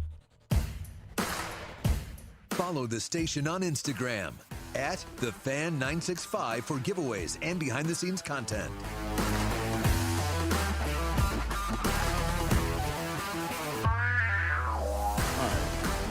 I already know how Rob's going to respond, but, I mean, we got to be honest on this show. I text Rob during the game. I get it. That's all I said. I just wanted to see what Rob was going to reply with. Rob then, you know how you can like send a question mark or you can just like question mark the text. So he just question marked the text is what he said.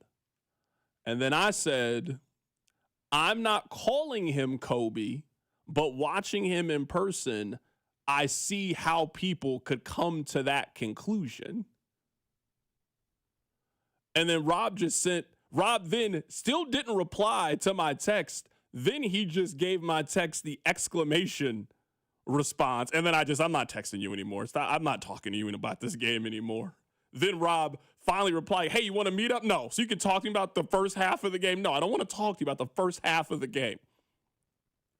I'm not saying that Darren Peterson is Kobe. He is nearly as athletic as Kobe Bryant was. But I am telling you, this is the second time that I've seen Darren Peterson play in person. I saw him play once in high school in person. I just watched him in person against Missouri. I definitely understand how someone could watch his game and see Kobe's game. He plays exactly like him. It is almost like Darren Peterson's pops put him into a chamber and told him he could only watch one show on television. Like Darren Peterson couldn't watch music videos. He couldn't watch cartoons. He couldn't watch that. hey, I just want you to watch Kobe Bryant, and then we're going to go outside and we're going to work on these moves and we're going to practice them. He does everything like Kobe. He never really runs at full speed, but he's like moving faster than everybody else. His ability to get to the lane, the mid-range, the footwork. There's like a lot of Kobe comparisons and resemblance in his game. So I want Rob to reply because Rob didn't reply to my text. I'm not saying he's Kobe Bryant. I'm simply saying if you have seen this kid play or you plan on seeing him play, I am telling you, you will understand why they are calling him Kobe 2.0. And it sounds crazy, but it really isn't that crazy now that I've seen him play again.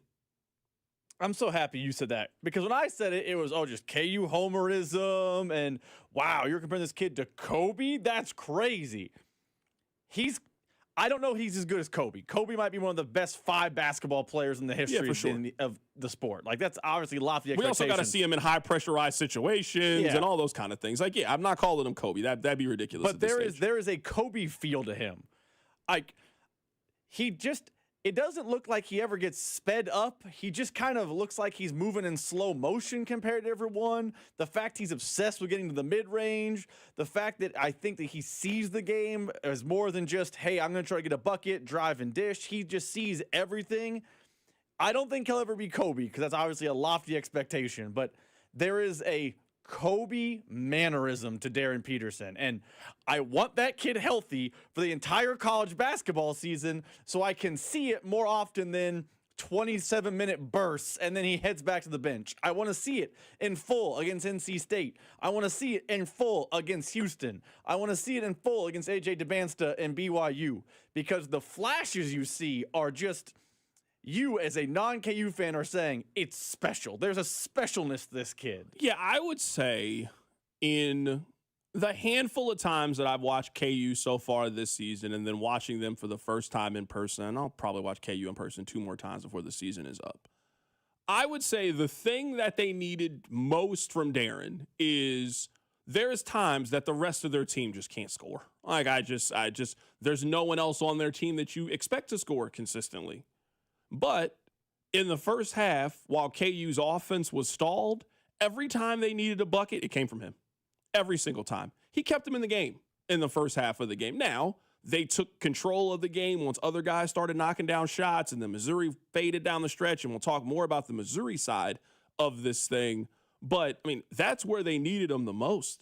He can do just a little bit of everything on the offensive side of the ball. You needed a big 3. He could knock it down for you. You needed somebody to get in the lane and get an easy layup. He could do that for you. You needed somebody to get Flory an easy shot. You needed somebody to create a 3 for somebody else. Like, he is a playmaker and a distributor in a way that they didn't have for the first 8 games of the season. So I'll be curious to see what he looks like as he continues to play.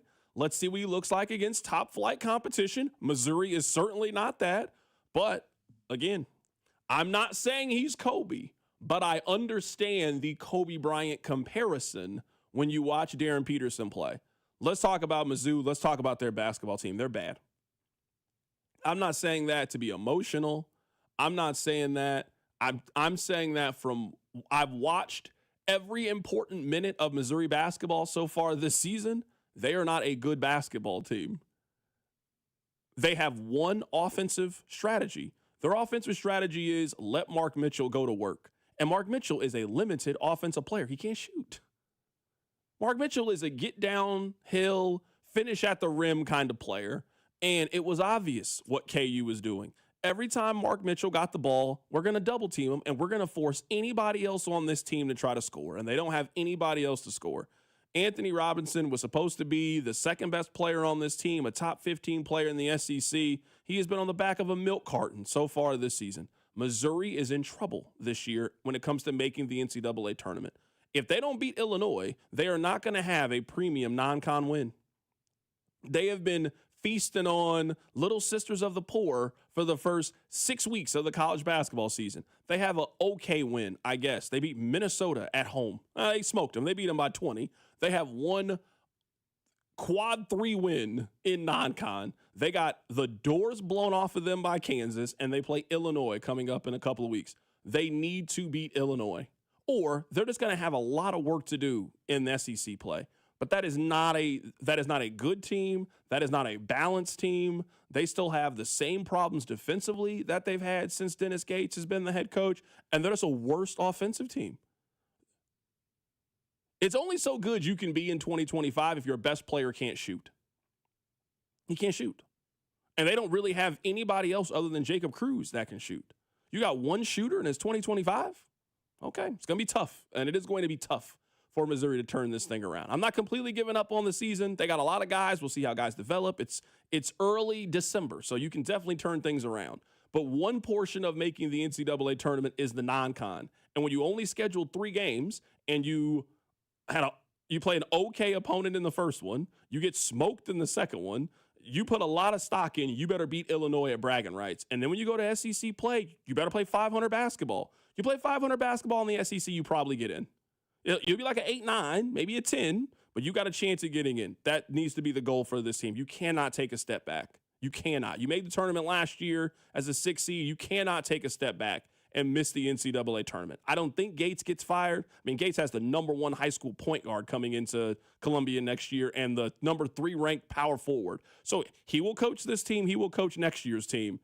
I don't know past that with Dennis Gates. I don't know if anybody can tell you that. Let's see how things play themselves out. Coming up on the other side, we'll get back to the Chiefs. Joshua Briscoe is going to join us in studio from the Chiefs Radio Network. That's coming up. Keep it right here. So drive. This is Wyatt Thompson from K-State, and you're listening to The Drive with CDOT right here on 96.5 The Fan and the Odyssey app. Brought to you by DM Injury Law. Have you or a loved one been in a car wreck? Contact DM Injury Law today and get the money you deserve. Car wreck? Remember, Mike's got this. Here's traffic, brought to you by DM Injury Law. Have you or a loved one been in a car wreck? Contact DM Injury Law today and get the money you deserve. Car wreck? Remember, Mike's got this. Brought to you by Peter's Clothiers. We've still got the multi-car crash. Overland Park in the clearing stages, most of it off to the left shoulder, still left lane blocked. 35 southbound as you approach 67th Min. You got to look great for holiday events. So let Peter's Clothiers give you the perfect fit you're looking for, from sportswear to suits and sports coats and sizes for every man. PetersClothiers.com, or stop in today at 124th and State Line. I'm Val with traffic on 96.5 The Fan. This is the story of the one. As the purchasing manager at a manufacturing plant, she knows the only thing more important than having the right safety gear is having it there when you need it. That's why she partners with Grainger for auto reordering, so her team members can count on her to have cut-resistant gloves on hand, and each shift can run safely and efficiently. Call 1-800-GRAINGER, click Grainger.com, or just stop by. Grainger, for the ones who get it done. It all comes down to this, folks. Yep, the entire season is on the line. But my throat has officially thrown in the towel. Sounds like you need Vicks VapoCool drops. They're max strength and vaporize sore throat pain. Whoa! These VapoCool drops hit fast. Speaking of fast, did you just see that play? Yeah, he vaporized that ball. That pun should have come with a penalty. Vaporize sore throat pain with Vicks VapoCool drops. Use as directed. Chiefs coverage this past hour has been brought to you by WaysideWaves.org. Save a life this holiday season. Wayside rescues thousands of animals each year. Your gift today provides a complete circle of life-saving care they need to heal and find loving homes. Donate today, and your gift will be matched. Visit WaysideWaves.org to make your life-saving gift today. It's Cody and Gold, and you guys know we've been telling you about Centric, whereas in as little as 4 months, you can find a brand new career in IT. Take it from our friend Colin. Before Centric, I tried community college, and when that didn't work, I went to Centric. Their IT career program helped me land my first job in cybersecurity, and in just a few years, I worked my way up to a remote senior role with great pay and real work-life balance. Centric gave me the jumpstart I needed. Colin's got the right idea. He was ready for that new career and knew Centric was his path to do it. Reach out to our guy, Russ Mondry, at Centric.com and start that new career. You know, there's millions of people without the health insurance they need. I get it. You feel like it's too pricey, a headache to deal with. You deserve something better. And better health. We're on a mission to get everyone high-quality, affordable health insurance. You have health insurance needs. We have plans with low out-of-pocket premiums, with in-network preventive care at no cost to you, and a network of local doctors and hospitals. So if you're still shopping for health insurance, go to ambetterhealth.com/enroll to get your free, no-obligation quote. That's ambetterhealth.com/enroll. For coverage to start January 1st, you must enroll by December 15th. Find the plan that's right for you right now. AmBetterHealth.com/enroll. Ambetter Health, on a mission for better. Ambetter Health is the brand name for health insurance products underwritten by subsidiaries of Centene Corporation. Go to AmBetterHealth.com to see offerings in your state. This is a solicitation for insurance. Pain has a way of stealing the moments that matter most, especially during the holidays. It's not just your knees, back, or shoulder. It's time away from your family and friends. But in 2026, all that could change when your body remembers how to heal. It just needs a little help finding the way back. At QC Kinetics, right here in Kansas City, we believe relief doesn't have to come from surgery or pain pills. We use your body's own natural healing abilities to repair and restore what's been lost, helping you move, live, and feel like yourself again. It's your body's comeback story, powered by the very cells that built you in the first place. No surgery, no pain pills, no long recovery. Just your body remembering how to feel alive again. QC Kinetics delivers long-term relief, finally. So schedule your free consultation today and use your HSA or FSA before the year ends. Call 816-412-6299. That's 816-412-6299. Off 435 in State Line and in Gladstone, it's QC Kinetics. The holiday season. So many plans, so many people, and some of them aren't used to drinking at all. Guys, this is so fun! So it can be awkward, like Roger from accounting. Wow, I've never had eggnog that good. You've never even talked to him, but now is the time. When you see someone who shouldn't be driving, like Roger, speak up. It's not awkward, and it doesn't have to be a big production. This holiday season, speak up for a sober ride. Brought to you by Save Mo Lives. At Casey's, when someone asked for a cup of coffee that wouldn't put them in debt, but still had freshly ground beans, rich flavor, and a price that starts with a 9 and ends with a D9 cents, we were too nice to say no. Any size darn good coffee, just 99 cents with Casey's Rewards. Limited time only. See store for details.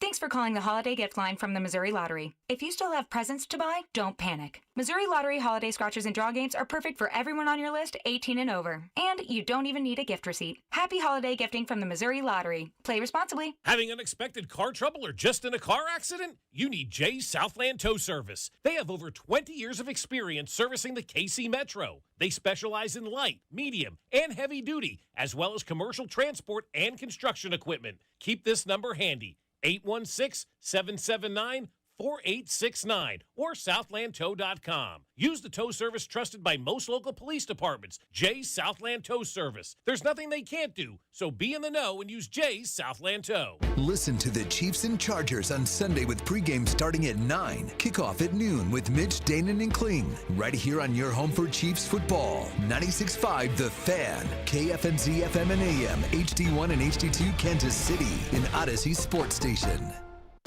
Welcome back to The Drive on your home for Chiefs football. 96.5 The Fan. Tune in on game day to hear him 3 hours before kickoff and immediately following the final whistle. Here's the new pregame and postgame host for the Chiefs Radio Network, Kansas City wins the game!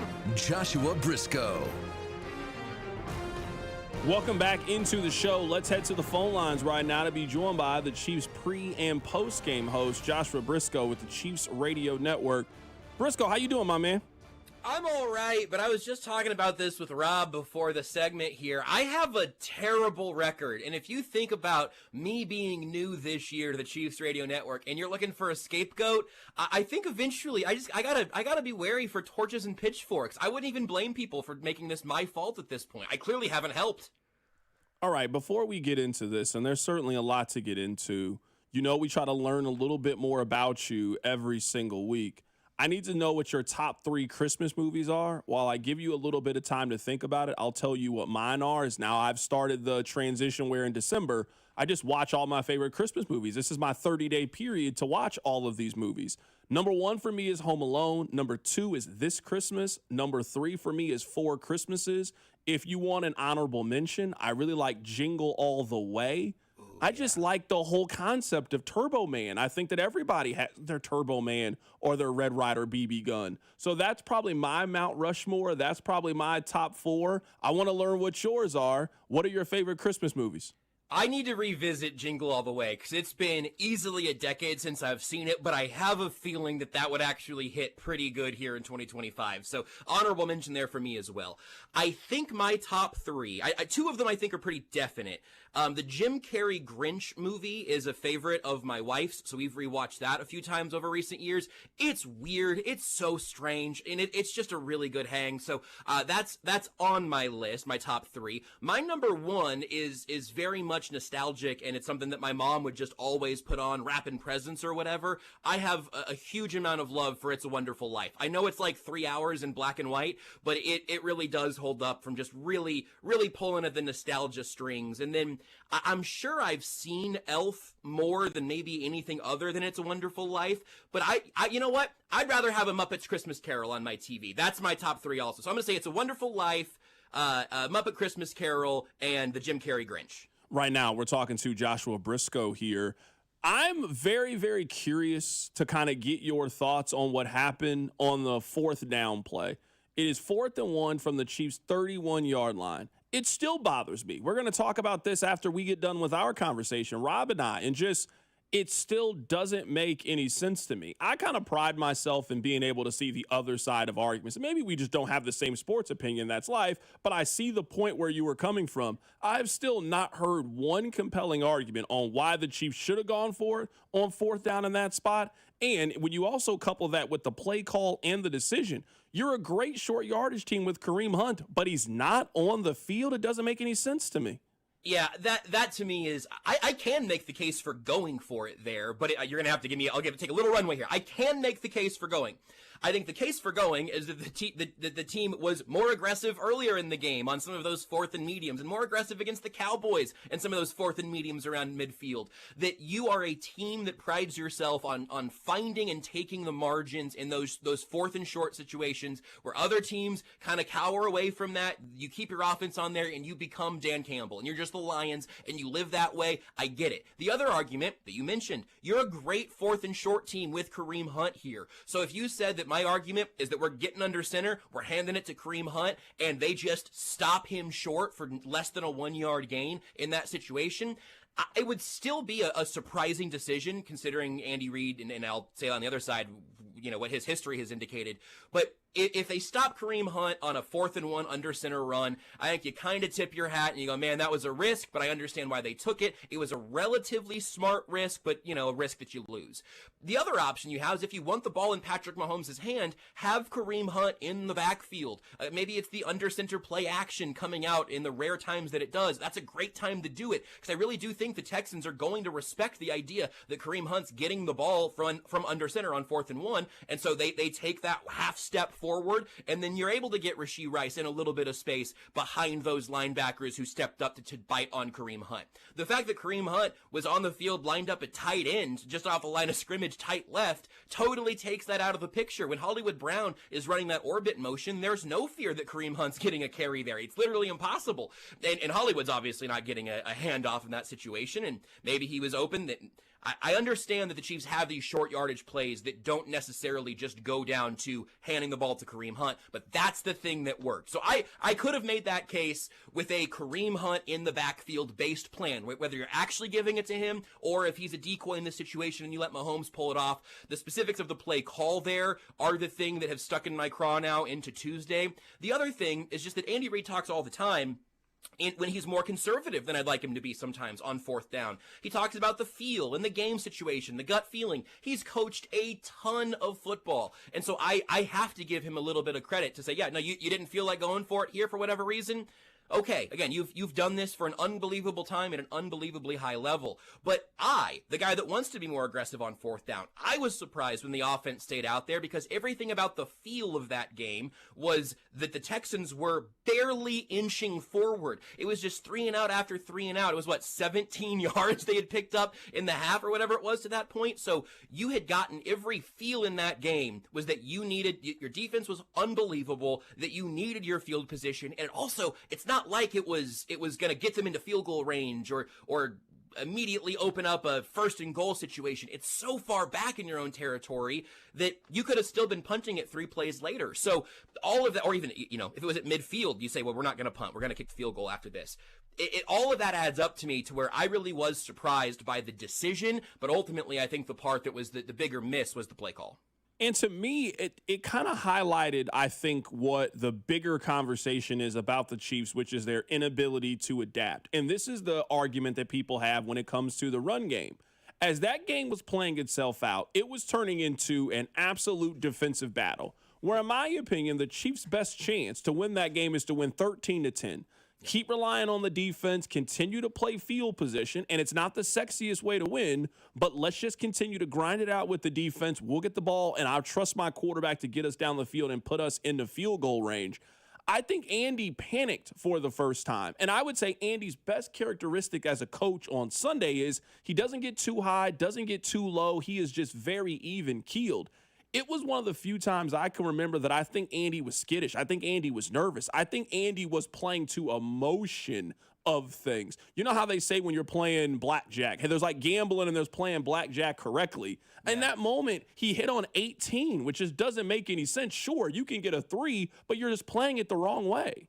Yeah, I think that they also kind of ended up speeding up that whole process, and I understand you want to catch the Texans off guard, but that feels like another opportunity for me. If you want to go ahead and burn a timeout there, if you really want to go for it and you make sure you've got the call that you want, I'm not sure they had the right call in several circumstances throughout that game. I do think that would have been an instance to say, hey, if you're going to burn a timeout here and make sure you've got it dialed up, that everybody's on the same page, now the Texans are just assuming that you're going to go out there and give it to Kareem Hunt. Again, you still have a chance to play off of that. And then on top of it, in terms of it being kind of a microcosm of that game, so many times it felt like a play just either nobody got open or the offensive line, particularly the right side of the offensive line, ends up losing pretty quickly, and it just speeds the whole process up. The ball comes out, it's kind of awkward, it's off of somebody's hands. Is it a catch? Is it a drop? Is it an incomplete? Is it a PBU?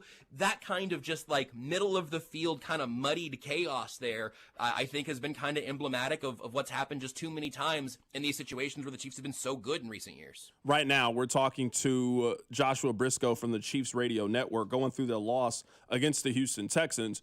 You know that, Briscoe, I watch a lot of Law and Order, and, you know, they always have the ME, and they got to tell you what the cause of death is. If you had to ask me what the Chiefs' cause of death is, I would say third down defense. I think that has done this team in. They have had chances to win. You got to get off the field here. You got to get off the field. And whether it's a 3rd and 5, a 3rd and 15, a 3rd and 17, their inability to get off the field, I think, has been their most critical error. If you had to diagnose what you think the cause of death will be for the Kansas City Chiefs, what do you think it will be? I think that's a really good one. It's kind of unfortunate that we're saying that after the Texans game where that was better, not perfect, but better. Even that other touchdown drive, that was the Noel Williams hold that got them off the field on 3rd down. And I say hold very generously because it wasn't one. And then the pass rush, you know, rolls into that. So I think that might have been the direction I would even go more specific. But I actually think at this point, maybe it's the fact that the offensive succession plan didn't take hold the way that you expected it to, where you don't ever get, I heard Nate Taylor talking to Cody and Gold about this earlier. And the idea that Rashee Rice right now just hasn't beaten man coverage consistently for several weeks. And obviously he wasn't out there for the first 6 weeks. You end up asking for a ton from Travis Kelce yet again. And then he has some back-breaking drops of his own right. I think I want to put it on the offense first, I think, because it is the side of the ball that I had the higher expectations for. That in a world where this Chiefs team is winning the Super Bowl, the defense and the 3rd downs are a huge reason that they've lost several of these games. But ultimately, I think the cause of death on the grander scale of why this team has fallen so significantly short of the heights that they expect on a year in and year out basis, I think the offense never had a smoothness to it because you never got that baton fully handed from Travis Kelce to Rashee Rice. You never got an easy button in the running game because however this running game has existed over the last few years, it just didn't work like that this year. Too many of these shotgun runs and all that stuff. So stuff we talked about plenty over the last several weeks. So I still think to the offensive side first, to the fact that there was supposed to be an evolution, also with all the depth in this wide receiver room that they talked a lot about in the preseason, out in St. Joe during training camp. this wide receiver room doesn't feel, it is better. It doesn't feel better than how it felt around this time last year or some of the really beleaguered wide receiver groups that Patrick Mahomes has had in recent years. There is more talent here, but it's not been significantly more productive. And I'm still kind of bullish on Rashee Rice. I do still think that there's a ceiling for Xavier Worthy, but it feels like half of his workload is borderline hopeless deep shots, and some of his intermediate stuff, you see the sparks there. So again, whatever this evolution was this year that I think really largely hinged on Kelsey to Rice in terms of the succession plan, it just feels like so little of that came to fruition. Right now, we're talking to Joshua Briscoe of the Chiefs Radio Network. I think another part of this, and I think this is something that was just easy to diagnose in the offseason, Patrick Mahomes and the Chiefs, they are 0-4 this season when Patrick Mahomes is their leading rusher. When he is that involved in their run game, it usually means that things are breaking down, that everybody appreciates Mahomes' ability to take off on third down and move the sticks. Man, when that is a foundation of your offense and that basically is your run game, it means other things for your offense. I mean, in this game, the Chiefs gave the ball to Kareem Hunt and Isaiah Pacheco 21 times. They got 60 yards on those plays. Those two guys had 60 yards rushing. Patrick Mahomes had 59 yards on 7 attempts by himself. I think that is a major problem that has to be addressed this offseason is if you look at the NFL, you look at the way the teams are playing, you have to have an ability to run the ball and take pressure off of your quarterback. I saw a stat that Patrick Mahomes is attributing for 74% of the Chiefs' offense this year. I mean, we're talking about this is like 2018, 2019 Josh Allen numbers in which you're asking him to do everything. That cannot be the plan for next year offensively. No, you're absolutely right. And again, look, the Mahomes scrambling thing is something that you love to have in the bag. It's something you love to be able to break glass in case of emergency. But I do think that's what it is. It is what happens in emergency situations when the support around him breaks down. A lot of times that scrambling happens because the offensive line has broken down before anyone's gotten open. That can be the offensive line's fault. That can be the pass catcher's fault. And obviously, that can be schematic or whatever. And coaching, it can just be the defense making a play.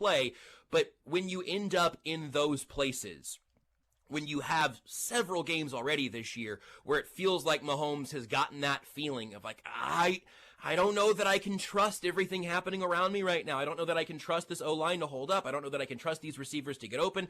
I don't know that I can trust the running game as it's currently constituted to just keep us on time as an offense, to keep us ahead of the sticks. Then you find him kind of backing himself into a corner, or being backed into a corner, I suppose, and feeling like he's got to do it himself. And very often he does have to do it himself, which again is not it's not an easy way to live. I'm not sure it's a sustainable way. There have been stretches where it's been sustainable, I guess, but it's certainly not plan A, B, or C. And the Chiefs this offense ended up on plan D relatively early this year, it feels like. I know Travis Kelce has had a very productive season. I think that Travis Kelce is going to end up being an all-pro this year. He has not had a bad season. I firmly believe that when Travis Kelce is sitting there and he's deciding on what he wants to do, there's going to be two plays that pops up in his mind. It's going to be the bobbled ball against Philadelphia. It's going to be that back-to-back sequence there on Sunday. They threw it to him the first time. He dropped it. Patrick Mahomes went right to him, his security blanket. He drops the ball. It pops up in the air. It gets intercepted. And at that point, it was time for you to start getting ready for the post-game show. It was time for people to start heading to the exits. That was the end of the game. I'll be very, very curious to hear Travis tomorrow on New Heights and where he is and what he thinks and how he's feeling mentally, because that sequence, them going to the sideline and sitting by himself, and you could see him mouthing to himself. You could see him questioning his hands and doing that kind of stuff. It felt like the end for Travis Kelce as an NFL player on Sunday night. Yeah, I'm really fascinated to your point to see, is that going to just be him going, yeah, it's just time. Maybe it's the time I wanted, maybe it's not, but it's just time. The other side of it that is, again, like kind of befuddling considering how this offense got to the point where it is right now. He's been their best receiver this year. He is still their leading receiver, even though obviously he got a head start on Rice in terms of games. He is still where Mahomes looks first. And to your point, I think he's had a better year this year than he had last year, but it's kind of like, on some level, it feels like how we talk about Juwan Taylor, where it's like, man, he's actually having a great year pre-injury, and aside from the injuries, he's having a great year aside from those penalties. If it just wasn't for those penalties, Juwan Taylor would be a top 10 right tackle. Right now, it feels like this season for Travis Kelce has been that he's actually been better than people give him credit for, but you've had a couple of drops and those deflected interceptions at just the worst possible moments that completely change the game. So I have gone back and forth over the last couple of weeks, and obviously I don't know. And right now, I don't know if Travis Kelce knows, but it felt like if they would have three-peated, he could have had that right off into the sunset, and nobody could have blamed him even 1%. It would have been a hell of a way to go out, and then they go out kind of sad in that Super Bowl, and okay, we're going to come back and try to build this thing back up again, and again, kind of be able to pass the baton to Rashee Rice. I wonder now if the feeling is, hey, I'm not going to get to decide to retire on top. We don't get to decide that for ourselves. It either happens or it doesn't, and he's got a hell of a life in front of him to lead from here. If he wants to come back, I'd love to have him back. I think the Chiefs would love to have him back. I don't know what the salary cap negotiation would need to be or whatever that would look like. And if he just says, hey, I've given this team and this sport every single thing I have much longer than most NFL players have the ability to do it. And I never did it at anything other than a really high level. Obviously, I think he could retire after they could lose out the rest of the way, and he could drop a pass that turns into a pick every game, and he would still retire as one of the greatest pass catchers and one of the greatest playoff achievers of all time. And that will always be the thing that will overshadow, rightfully, however it ends this season, however these last few games and this year has gone with those huge moments. But I do wonder if he thinks, man, the problem here has been a couple of drops and terrible moments. I can be a guy again in this team next year who really plays a part. These last 3 games, he's played more than 200 offensive snaps in the Texans, Cowboys, and Colts game. That was averaging about 90% of the offensive snaps in all of those games. Meanwhile, Noah Gray has maybe his worst game as a pro against the Texans, and you're looking around thinking, well, if Travis Kelce could do this for 60% of the offensive snaps, I think his life would look a little bit easier right now. So I really am still up in the air. I could see the argument for, hey, come back and take a less oppressive role in this offense, 60%, not 90% of the work for the most part. And I could also see him just saying, hey, I was aware of it down the stretch. We went to 3 straight Super Bowls. We tried to do one more special thing. It didn't work out, and I'm going to ride off into the sunset, marry the most famous woman in the world, and probably kick off a heck of an acting career, whatever it's going to be. Obviously, he is more than ready to do whatever he feels like he wants to do, more than deserving of whatever retirement he wants. But I really do wonder what it's going to feel like when the season goes final, when he takes those extra weeks to make his decisions. I wonder how much doubt there is either way for him right now. I want to read to you really quickly the FanDuel odds for the AFC. The Patriots, Broncos, and Bills are all tied at 4-1 odds to win the AFC. Houston right now is at 7-1. Jacksonville is at 7-1. The Chargers are at 10-1. If I gave you a free $100 bonus bet and told you had to place a bet on one of these teams to win the AFC, who would you place it on? And I asked that question because, right now I would say there are 2 spots that are opened up. The AFC has had either Patrick Mahomes or Tom Brady in the AFC Championship game in every season since 2010. It was Steelers and Jets. It was Roethlisberger against Mark Sanchez. That was the last time that Tom Brady wasn't in the AFC Championship game or Mahomes. For the first time, it appears to be kind of open. Man, you can make a case to me for about 6 teams to come out of the AFC. The right team gets hot. The right team makes a run. They find themselves there. I give you the free $100 bonus bet. You have to place it on AFC Championship game winner. Who would you place it on? I heard your segment opening the show too, and so maybe I've had my brain infected by your takes already. I will say the itch I would have would be that Jags number is kind of interesting. They're kind of frisky, but I don't believe in that. To what you were saying a couple hours ago, if this isn't it for Buffalo, man, you've got to fold the franchise. I don't know. This really is the opportunity on a real down year for the Chiefs and the Ravens, and just a weird season operating all around you. You're not even the best team in your division in your own standings right now. But I think that my knee-jerk reaction to the Super Bowl ceiling for a bunch of these teams is to look at the quarterback and make that decision. I think a great defense, I don't know that I believe anymore that defense wins championships. I think defense can win divisions and defense can win a playoff game or two, but eventually you have to have the quarterback. I do think the Patriots are interesting, but if they're at the same number that the Bills are at, I'm going to go with Buffalo, and I'm going to say that this is the year that Josh Allen at least gets there, because, man, if they don't, if it goes straight, I mean, imagine being a Bills fan where it goes straight from this 3-year reign of terror from the Chiefs, just holding your head in the toilet, giving you swirlies, and then the next time you look up, the Chiefs are below 500 at the beginning of December, and the New England Patriots are back with their new quarterback. I mean, that would be cosmic in terms of what that would do to Bills fans, I think. So I do lean Buffalo. I think the Jags are probably my favorite value for a team that I don't entirely believe in, but I don't entirely believe in anybody in the AFC right now. The only team in football, Carrington, that I really believe in lost to the Panthers 2 weeks ago. So I mean, it is a bonkers slate. Last thing here, Briscoe. Right now on the Billboard chart, All I Want for Christmas Is You is the number 1 song on the Billboard Hot 100. Last Christmas by Wham is the number 2 song right now on the Billboard chart. How many times have you streamed either one of those songs? This year, 0. Ever, maybe occasionally on like a playlist of Christmas music.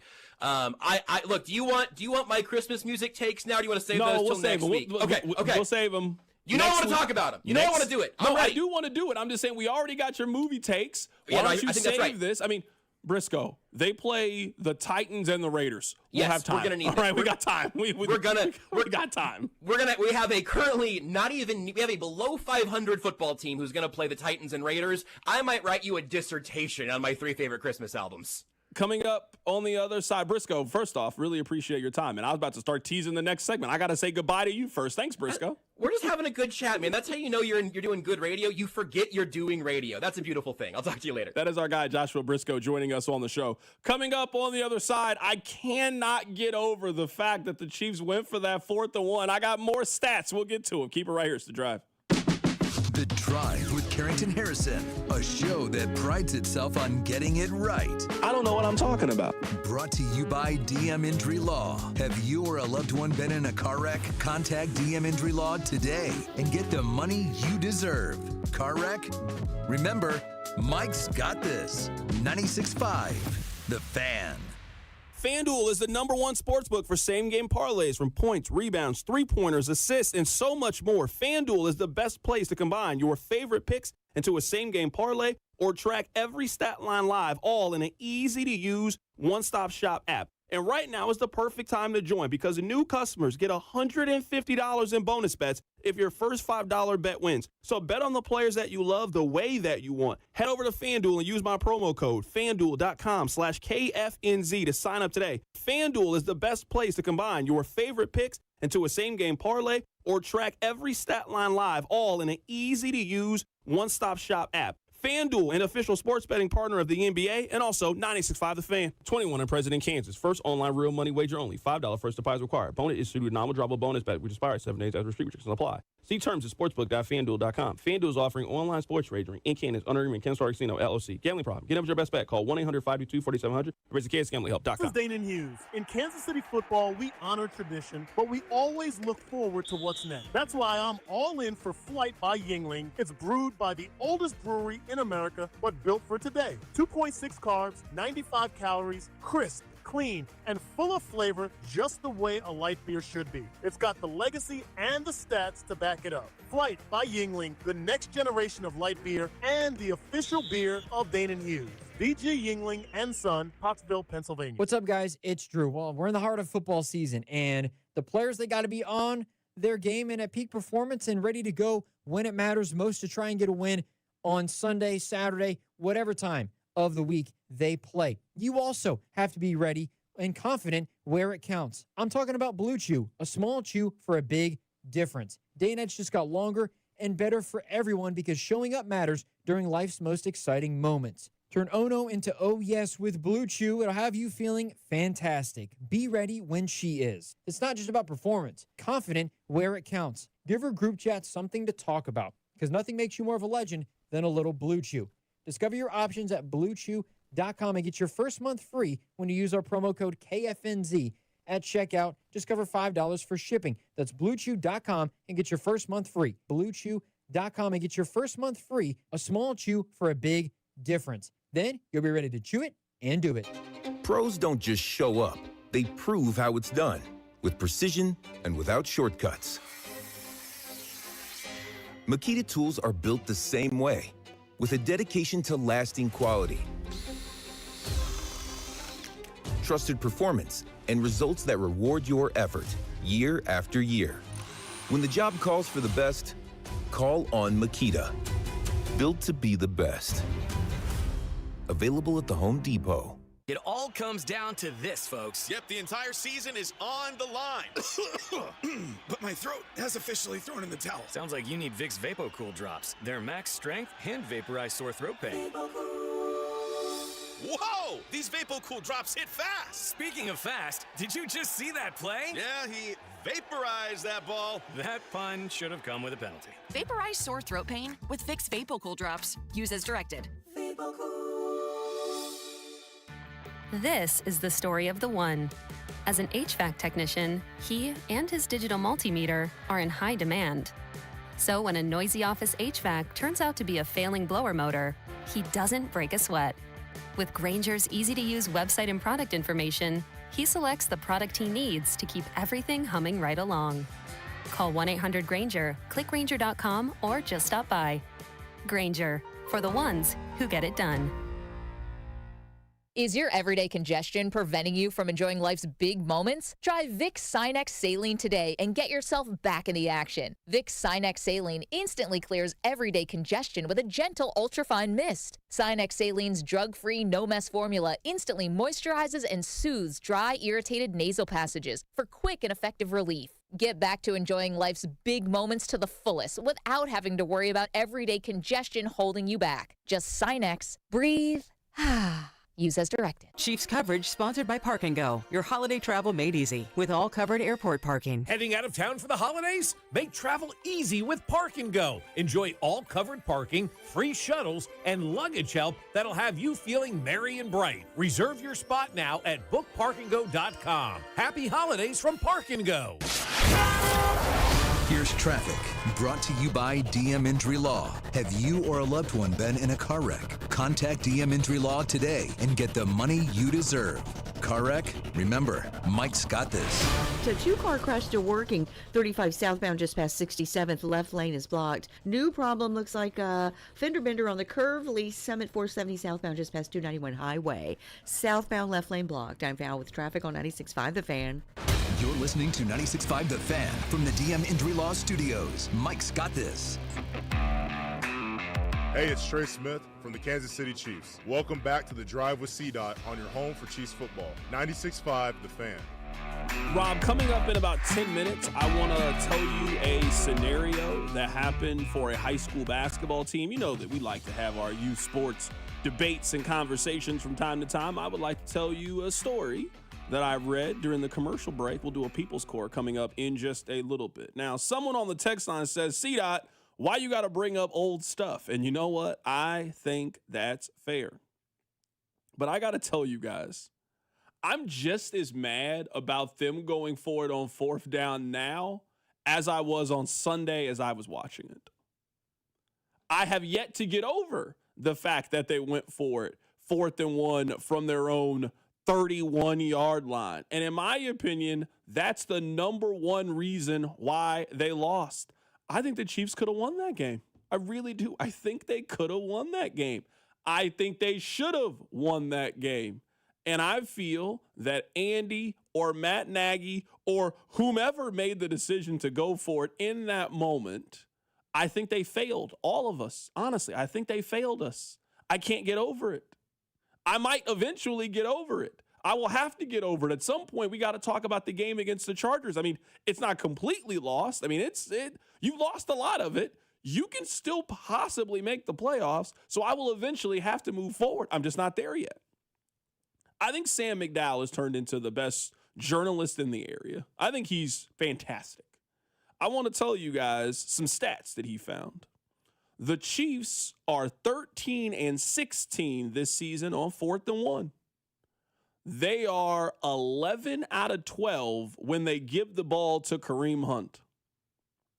They are 2 for 2 when they play fake the ball to Kareem Hunt before throwing it. So let me get this straight. I just want to understand.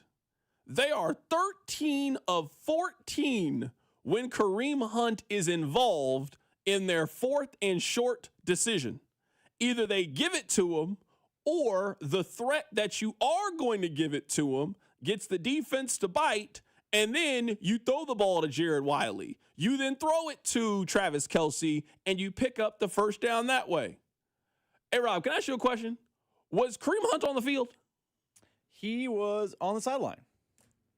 They are 0 for 2 when Kareem Hunt is not on the field in these scenarios. Wait. Hold on. You were telling me that the Chiefs made an analytical decision. That's all it can be. Math, analytics. You were telling me that they have a play that they were 13 of 14 when a player was on the field. They then made the decision, armed with this information, to not have this person involved in the play in any capacity. It's malpractice is what it is. That's what it is. It is absolute malpractice, that decision. So honestly, both decisions anger me. The decision to go for it and roll the dice when there's no reason to roll the dice in that scenario, and also for you to have the best short yardage back in the National Football League, and you draw up a play knowing all of the risk attributed to that play, and you don't have them on the field at all. What part of the game plan is that? What part of the scheme is that? And then you run a play that just tells everybody that is watching, the 20 million people that are watching, exactly what the plan is. Hey, we're throwing it. What? How? I understand I got to get over this. I get it. And I don't want to beat a dead horse, and I understand that it's over. I'm with you guys. It's mind-blowing to me that that's how the Chiefs season ended. It's mind-blowing to me that Andy did that. It's mind-blowing to me that after having all of the information that I just gave to you, Andy had the gall to stand there in front of all of us and say, oh, yeah, I'd do it again. Well, listen, I mean, we've been so good in that area, whether it was run or pass. And so I felt we were in a good position. I thought we had a good play. Again, I thought it was the right thing to do then. This is terrible to say in a situation like this because we didn't win and we didn't get that, but I would probably do that same thing again. But I also know when you don't get them, it can be a problem, and especially when they're in that field goal range area. I can't do it anymore. You didn't give yourself a chance to convert. You didn't give yourself the best possible chance. If you're going to roll the dice in the manner in which the Chiefs decided to roll the dice, at least do it with who got you there. Do it with your dogs. Can you imagine having the best three-point shooter in the NBA? Your team needs a three, and he's sitting there on the bench. And now you're trying to draw up a three for somebody else. And then we're sitting there thinking, well, hold on. Why not draw up the play for him? No, I got it. No, you don't have it. Because that's dumb. He's our best shooter. Get him open. At least if you're going to lose, at least you'll lose with him missing the shot. They went for a short yardage play, the most important short yardage play of the game, and they didn't give it to their best short yardage option. It's mind-blowing. It will never, ever make sense to me. I'm serious. It will never, ever make sense. I genuinely believe it is the worst decision that Andy Reid has made since that time he had Travis Kelce throw that reverse pass against the New York Giants. It is indefensible to me when I see more and more of these numbers. It's bad. That's it. I don't have it. I don't have it. We said this yesterday in the show, or at least I did. Trey Wingo, who's a friend of the show, said that based on those numbers, which are Sam McDowell's numbers, the Chiefs are statistically better on fourth down with Kareem Hunt than the tush push is. Can you imagine in Philadelphia if the Eagles had a game on the line, season on the line, fourth and short, and they decided, nah, not tush push time. We've only been running that play successfully for 5 years. Let's get away from it. Now's the moment. That's essentially what the Chiefs did. Kareem Hunt in that scenario is more or the same success rate as the tush push. And the Chiefs decided, let's go empty and let's run Hollywood Brown in motion. Let's try to get a pass here against Will Anderson and Danielle Hunter with a backup tackle at both ends. It just, me and you could do 4 hours on the play. We could do multiple shows on the play. I'm going to tell you tomorrow when we're prepping the Mahomes interview. Ask Mahomes about the play. It's astonishing what happened. I'm with you. Someone on the text line says, Rob, go get C-Dot a drink. He's fired up about one play. That one play determines your season. It determines your season. So, yeah, I'm fired up about one play after they spent a week telling me that they were one play away. They spent a week telling you that. Andy Reid, the first thing he said on Monday is, we're going to get this thing fixed. We're just 1 or 2 plays away. You're the reason that they lost. You're the reason they didn't make the one play. Someone else see out. It's a bad take. He dropped the ball. They can't catch. What are we doing? They can't catch. They can't catch. On 4th and 1, what's more trustworthy? Throwing the ball to Rashee Rice or giving the ball to Kareem Hunt? So what are we doing here? Oh, it worked, but he didn't catch it. They weren't catching it all night. They weren't catching it. That's why it's bad. I mean, the play worked. They just didn't execute it. Exactly. That's the issue. There is a play that they execute. That's the best thing that they do. I'm serious. If I had to ask you right now, what are the Chiefs the best at? They are best at short yardage plays with Kareem Hunt. That is their strength. I can give you plenty of numbers to suggest that. On the most important play of the game, he wasn't in the game. He wasn't in the game. They deserve to lose. They deserve to miss the playoffs. They've earned this. They've earned it. It was not the officials. It was them. They're the reason they're going to miss the postseason. It's crazy to me. I got a people score for you guys. Keep it right here. It's The Drive. The Drive with C-Dot. Tune in as Nate Taylor of ESPN joins the show in studio every Friday at 4 on your home for Chiefs football. 96.5 The Fan. The Drive, brought to you by DM Injury Law. Have you or a loved one been in a car wreck? Contact DM Injury Law today and get the money you deserve. Car wreck? Remember, Mike's got this. Hey, folks, it's Carrington Harrison from The Drive here. Many men remember their first time. Not that first time. I'm talking about the first time that erectile dysfunction ruined that special moment. And if you're over 50, then the chances are then you've experienced this before. That first time can be frustrating. It can be a little bit embarrassing. But here's the good news. At Heartland Men's Health, that first time can also be the last time.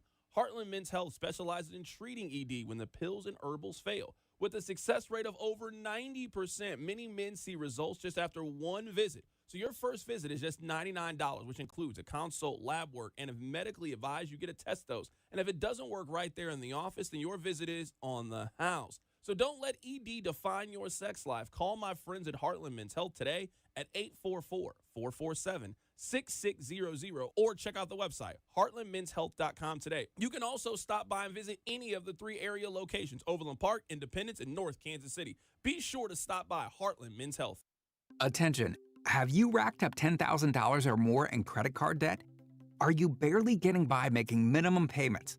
With credit card debt reaching all-time highs, National Debt Relief is notifying consumers about significant debt relief options currently being made available to help those with overwhelming credit card debt.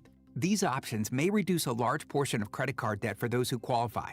You don't need to declare bankruptcy or take out a consolidation loan, and you may only have to pay back a fraction of what you owe, even if you have bad credit. National Debt Relief has already reduced the credit card debt for more than 550,000 consumers. So don't wait. If you owe $10,000, $20,000, or even $100,000 in credit card debt, You can now take advantage of this financial debt relief as the cost of living continues to skyrocket. To check what debt reduction you may qualify for, call 800-999-3339. That's 800-999-3339. Again, that's 800-999-3339. What matters to you matters to us. That's why Busey Bank takes the time to understand your goals and build solutions that fit your story. From everyday banking to long-term planning, our team is here to help you navigate every stage with care and expertise. We're more than a bank. We're your neighbor, your advisor, and your advocate. Busey Bank, building business, growing wealth since 1868. Member FDIC. Life's better with Drive My Way from American Family Insurance because we know it's more than just a car. It's your escape pod, your adventure mobile, your memory maker. And we help protect the dreams that drive you.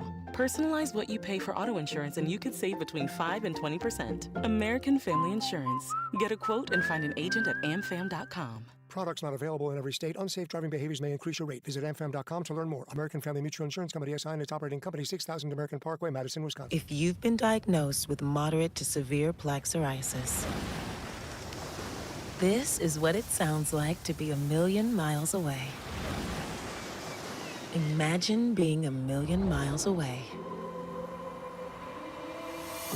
Tremfya guselkumab, taken by injection, is a prescription medicine for adults with moderate to severe plaque psoriasis who may benefit from taking injections or pills or phototherapy. With Tremfya, clearer skin is possible. In clinical trials, at least 70% of patients saw at least 90% clearer skin at 16 weeks. Results may vary. Tremfya is also indicated for adults with active psoriatic arthritis. Serious allergic reactions and increased risk of infections and liver problems may occur. Before treatment, your doctor should check you for infections and tuberculosis. Tell your doctor if you have an infection, flu-like symptoms, or if you need a vaccine. Ask your doctor about Tremfya. Call 1-800-526-7736 or visit tremfya.com.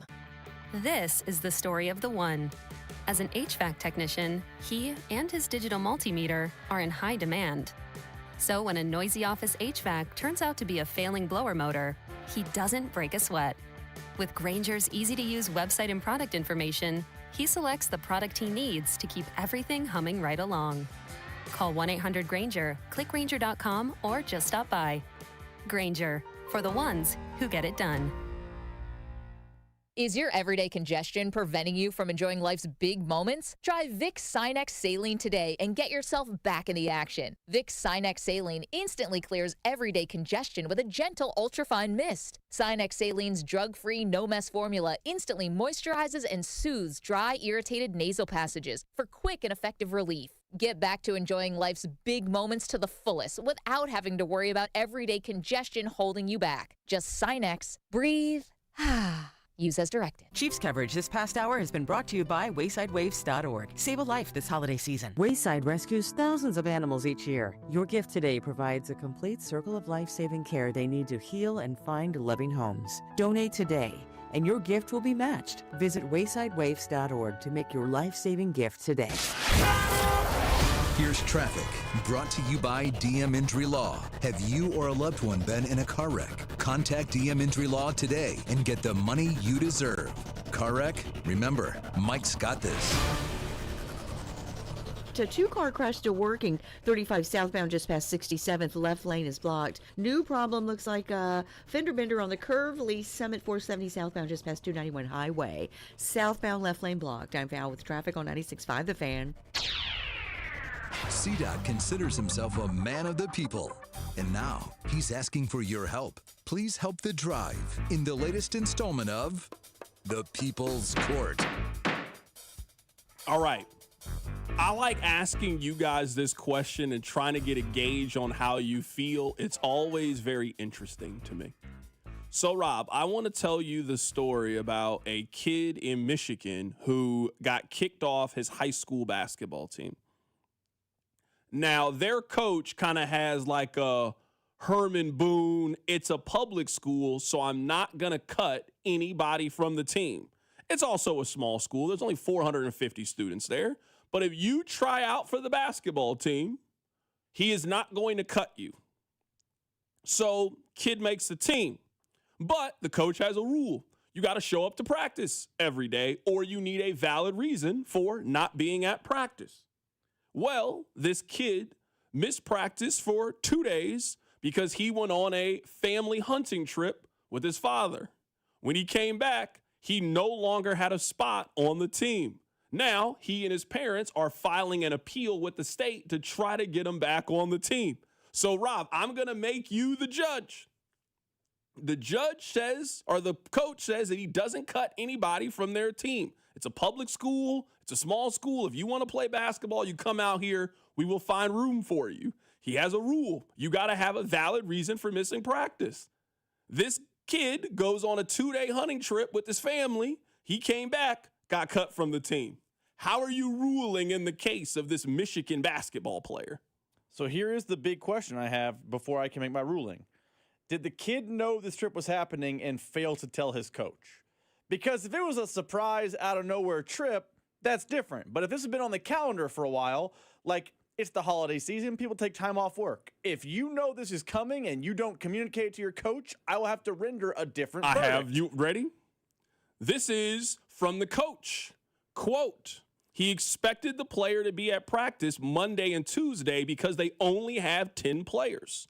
He said, quote, I gave the player a choice. I told him, if you don't show up on Monday and Tuesday, then you will not be on the team because we have a scrimmage and we only have 9 players in uniform, so we need you to be there so we can practice. If you want to go hunting with your family, you have the weekend, and also we don't have practice on Thanksgiving because we want to give you time to spend with your family. You need to go hunting there. The kid and his family didn't seem to hear that warning very much, went to the trip anyway, came back, didn't have a spot on the team. How are you ruling as they have this appeal? This is all the information that I got from the story. I don't have any other questions. So it sounded, I don't know. How are you ruling? I'll read the text line as well. So this was been the Thursday, Friday leading into the Thanksgiving weekend is my assumption. If he told the kid, you know, you have to... This is a tough one. I'm going to lean toward the coach. Text line is actually on the kid's side here and says the coach has a rule that he doesn't cut kids, and he cut a kid. Yeah, but I mean, that's sports though. Like the same way Herman Boone doesn't cut kids, but guess what? In Remember the Titans, who they did? They cut a kid. They cut Gary's friend. Yeah. They cut Ray. He got cut. It happened. It's a thing. So I think the coach's in the right.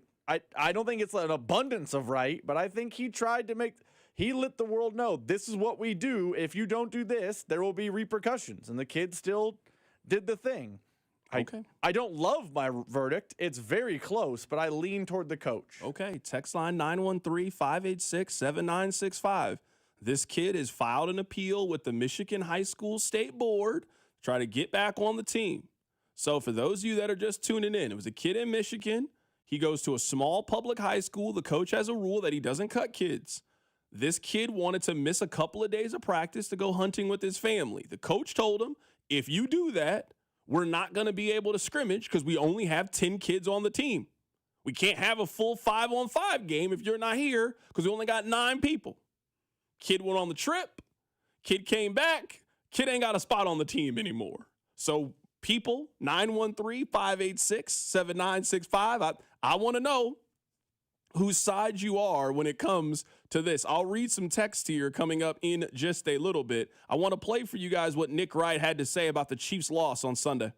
Trust me, America, I'm devastated, but I also am honest. None of it should have been shocking because they have made mistakes like this all year. The offense herky-jerky. Mahomes had to lead them in rushing. They're 0-4 in those games, by the way, where he leads them in rushing.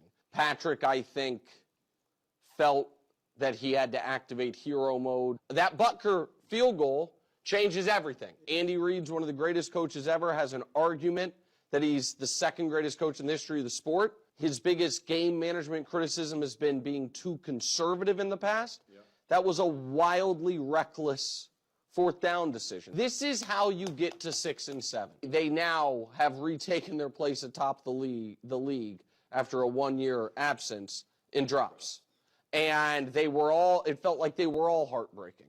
Kelsey's ended the game with a pick. Kareem Hunt's, I think cost us a touchdown on the third down. And the same thing, Brew, that made me and still makes me feel like last year's team, Super Bowl notwithstanding, that was a great football team. That was a great team. The only thing that matters for a team is winning. And they understood how to win and how not to lose. This team, through 13 games, creates a different set of circumstances that allow losses to happen. Rob, I'm reading the text line. A lot of the text line, I would say it's 60-40, is on the side of the kid. I read a text. The text line is on the side of the kid, that the kid should still be on the team. I'll read you a couple of these. C-Dot, you don't take away a life experience from a kid just because you don't want him to miss 2 days of practice. This is an L coach. Someone else says this is hustling backwards. You were complaining about only having 9 players on the team. Now you permanently got 9 players on the team. So the text line, I'm a little surprised when it comes to this, because normally the text line is rules, and he told you don't miss practice because we're not going to have enough to scrimmage. You miss practice. The text line is usually accept the consequences. I'm surprised the text line is on the kid's side. I think a texter put this perfectly. We're getting too many texts. We need to find the exact quote. But a texter summed up how I feel perfectly. The coach is a jerk to have a, hey, you can't go on a trip with your family because we're practicing rule. That's a bad rule. But he did say the rule is the rule. If you break the rule, you're getting cut. Don't go on a family trip with your family. It's a stupid rule, but it is the rule, and the kid broke the rule. That's why I got to lean with the coach. The coach's rule is dumb, by the way. I will argue this. This is the reason why I'm on the coach's side here. This is not a vacation for, you missed a Monday and Tuesday of school to do this. The coach, it's not like he said, take the weekend to go do this. You have all Thanksgiving week off to go do this. So it's not like there's no time for you to go hunting. It's just, it hurts our team for you to do this. It hurts our team for you to do this. And he gave you this. I'm kind of on the coach's side with this. I'm kind of on the coach's side. I'm not firmly on the coach's side. I do think it's an overreaction. Why can't he just run some extra suicides, or you bench him for a couple of games? Hey, we needed you to be here. You made a decision to not be here for your team. You have to accept some kind of penalty. I would also argue this is life. He gave you the terms and conditions. Hey, if you go on this trip, this is what will happen if you do that. You then did it. I don't know if you then can sue because you think the outcome was unfair. I would just argue that's part of life and part of growing up to become an adult. We'll get back to the Chiefs coming up at the top of the hour. Keep it right here. It's The Drive. The Drive with Carrington Harrison on your home for Kansas City sports. 96.5 The Fan. Brought to you by DM Injury Law. Have you or a loved one been in a car wreck? Contact DM Injury Law today and get the money you deserve. Car wreck? Remember, Mike's got this. Here's traffic, brought to you by DM Injury Law. Have you or a loved one been in a car wreck? Contact DM Injury Law today and get the money you deserve. Car wreck? Remember, Mike's got this. Still working, the 2-car crash off to the left shoulder on the curve in Lee Summit, 470 southbound past 291 highway. You've also got Overland Park, the crash 35 southbound past 67th. Left lane is blocked. I'm Val with traffic on 96.5 The Fan. What's up, Missouri? Tony Gonzalez here. Your moment is finally here because DraftKings Sportsbook is live in Missouri. You can get in on all the action with fast withdrawals, a safe and secure app, and betting that's easy to use anywhere you go. And the best part, DraftKings keeps the excitement going with awesome promos and offers all season long. That's why it's America's top-rated sportsbook app. Don't wait. New customers sign up today. Bet just $5 and get $300 in bonus bets instantly. Let's go, Missouri. Get in the game. Download the DraftKings Sportsbook app and use code 965. New Missouri customers bet $5 and get $300 in bonus bets instantly. That's code 965 in partnership with DraftKings Sportsbook. The crown is yours. Gambling problem? Call 1-800-GAMBLER. 21 and over. Physically present in Missouri. Eligibility and restrictions apply. Terms at DraftKings.com/sportsbook. Bonus bets expire 7 days after issuance. For additional terms and responsible gaming resources, see sportsbook.draftkings.com/promos. Chiefs coverage sponsored by Renner Garage Door. RENNER forward and back. Hey, it's almost Andy Reid. Who knew a Halloween costume would change my life and lead me to Renner Garage Door? Renner's KC's go-to team for service, repair, and replacement. RENNER, RENNER. FanDuel is the #1 sportsbook for same-game parlays, from points, rebounds, three-pointers, assists, and so much more. FanDuel is the best place to combine your favorite picks into a same-game parlay or track every stat line live, all in an easy-to-use one-stop shop app. And right now is the perfect time to join because new customers get $150 in bonus bets if your first $5 bet wins. So bet on the players that you love the way that you want. Head over to FanDuel and use my promo code FanDuel.com/KFNZ to sign up today. FanDuel is the best place to combine your favorite picks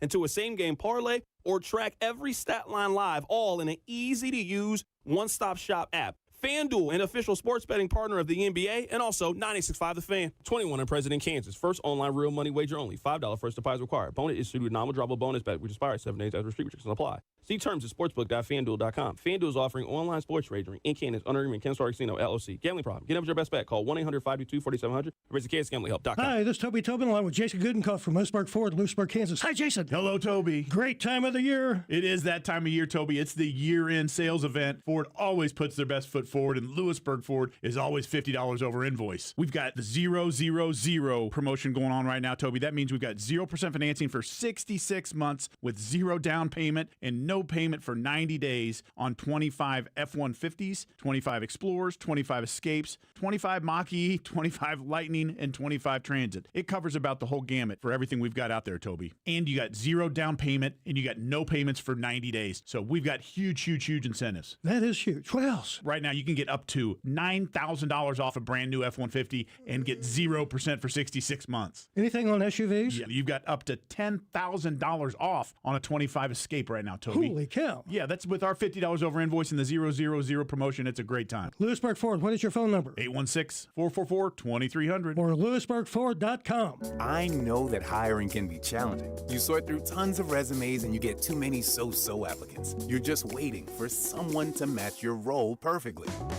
Well, now, there's a place where you can meet them fast. ZipRecruiter. Need to hire right away. Start your search for strong candidates. The right fit awaits. Build your team, build it sooner. Meet your match on ZipRecruiter. Just head to ZipRecruiter.com/free right now to try it for free. And you're on your way to meeting your match. 4 out of 5 employers who post on ZipRecruiter get a quality candidate within the first day. So try it now. Go to ZipRecruiter.com/free. Once again, that's ZipRecruiter.com/free. Meet your match on ZipRecruiter. Try it free. This report is brought to you by O'Reilly Auto Parts, your professional parts people. Check engine or ABS light on? Take the guesswork out of your warning lights with O'Reilly Veriscan. It's free. Ask for O'Reilly Veriscan. O'Reilly Auto Parts. What's up, Kansas City? It's Nick Bolton. Tune in on game days to hear the play-by-play with Mitch, Danon, and Clean on your home for Chiefs football, 96.5 The Fan. KFNC FM and AM, HD1 and HD2 Kansas City, an Odyssey sports station. Rob, I'll admit, it's very rarely the text line catches me off guard. I'm a little surprised at the text line. The text line is always on the side of rules are rules. Always. Look at that. You guys are switching up. You telling me the Chiefs stay the same and the text line can grow and evolve? I'm surprised. I'm stunned. Are you surprised at the text line? I'm stunned at the text line. Firmly on the kid side of this debate. Very firmly on the kid side. I think it's because of the rule. If he had been hanging out with his friends, they would smoke him. But I do think kicking him off the team is extreme. I agree. Like, why can't you just run suicides? Like, that's what we used to do back in the day. You did something the coach didn't like. Hey, man, get on the line. Oh, my God. Then everybody's got to run. Or even just suspend him. Like, hey, you're going to miss the next 5 games. You're still on the team, but you ain't playing for 5 weeks. Somebody said, "What would this happen to you?" I just take regular vacation. It's the way it works. I'm not going to be here. I don't know what to tell you, Spectre. I'm not going to be here this day. I got plans. I'm going hunting. I mean, but yes and no. Like, if you're like, hey, the Friday before the Super Bowl last year, you're here. You couldn't be like, yeah, No, you're here. Yeah, that would get denied. Every other time would be like, oh, yeah, well, it's just for y'all to figure it out. We call that June in the office. Yeah. I'm already mapping them days in 2026. I'm about to have January free. I wasn't planning it. I ain't never just been free on January 11th. What is that like? I can do whatever I want. I don't know what that's like. Congratulations on getting through your 9 to 5. Thank you so much for listening. It is The Drive. You're listening to The Drive on 96.5 The Fan, 96.5thefan.com, and also the Odyssey app. All right, we got a lot to get into in this 5 o'clock hour. This is where I'd like to start. Right now, if you go on FanDuel, there are the AFC Championship game winner odds. I only bring that up is because we have all treated the AFC Championship game like it is the Kansas City Chiefs' birthright. Because it basically has been since Patrick Mahomes has entered the NFL. You know that 50% of the AFC Championship game is locked up. The Chiefs are playing in that game. And for the first time in a long time, it looks like there are 2 spots that are open. I'll take it one step further. If the Chiefs don't make it to the AFC Championship game this season, which seems very doubtful, it will be the first time that neither Patrick Mahomes nor Tom Brady have played in the AFC Championship game since 2010. It was the Steelers and the Jets. It was Ben Roethlisberger against Mark Sanchez was the last time that either Tom Brady or Patrick Mahomes did not find themselves in the AFC Championship game. There have been 2 quarterbacks that have absolutely run circles around this conference for almost 2 decades now. One of them just happens to be the quarterback of your favorite team. We have talked all season about new money. Well, now we're starting to get the numbers. Right now on FanDuel, the Patriots, Broncos, and Bills are all at 4-1 odds. So you place $10, you win 40, they'll hand you back $50. The Texans right now are at 70, are at plus 70. The Jacksonville Jaguars are at 7-1. The Chargers are at plus 1,000. The Ravens at plus 1,100, etc. We don't got to go through every single team. Rob, if I gave you a bonus bet right now and I gave you a free $100, FanDuel calls up and says, Rob, we love your commercial. So many people are signing up to our app just because of you. I give you a free bonus bet of $100. You have to bet on who you think is going to win the AFC. Who do you think is going to be? New England Patriots. I think they are the best team in the AFC. I understand why people will pick other teams. And we had Joshua Briscoe on, and you echo a lot of his sentiments and vice versa on the Bills. And I don't think the Bills are a bad choice. But you're telling me I get maybe the best coach in the AFC playoffs and what could be one of the top 2 quarterbacks in the AFC playoffs, and he's playing every game at home? I feel really good about those odds. I know it's not fun, it's not exciting, it's not dark horse, it's not what a big gamble. You get to make so much money because I'm picking probably the favorite. But for me personally, I would be taking the New England Patriots in that scenario. Text line 913-586-7965. I'm kind of curious on where you guys are in the state of the AFC. I told you guys last week I placed 10-1 odds on the Patriots to win the Super Bowl. I just think they check a lot of the boxes of the kind of team that you need to be in order to win the Super Bowl. So I obviously would place them to win the AFC in this. So I'm with Rob on that. I think this is really interesting for this reason. I think there's only one team in the AFC that has to go to the Super Bowl, and that team is Buffalo. If the Patriots in Drake May's first playoff don't make it to the Super Bowl, it will be a feeling kind of like what happened in Kansas City. Hey, this was a good year, a great step forward. Eventually, we're going to be there. And the Chiefs just got there maybe a little faster than everybody else. But you guys remember that feeling. When they lost the AFC Championship game, it obviously was one of disappointment because of how close the Chiefs got. But there also was a hopefulness. We know eventually we're going to get there. We just need to make a couple of moves, and we'll be right there. That is the feeling that New England will have. Denver will also feel that way, regardless of how the season ends. But if you look at the rest of the AFC, Almost every argument that Chiefs fans have made against other quarterbacks are now going to pop up in this one.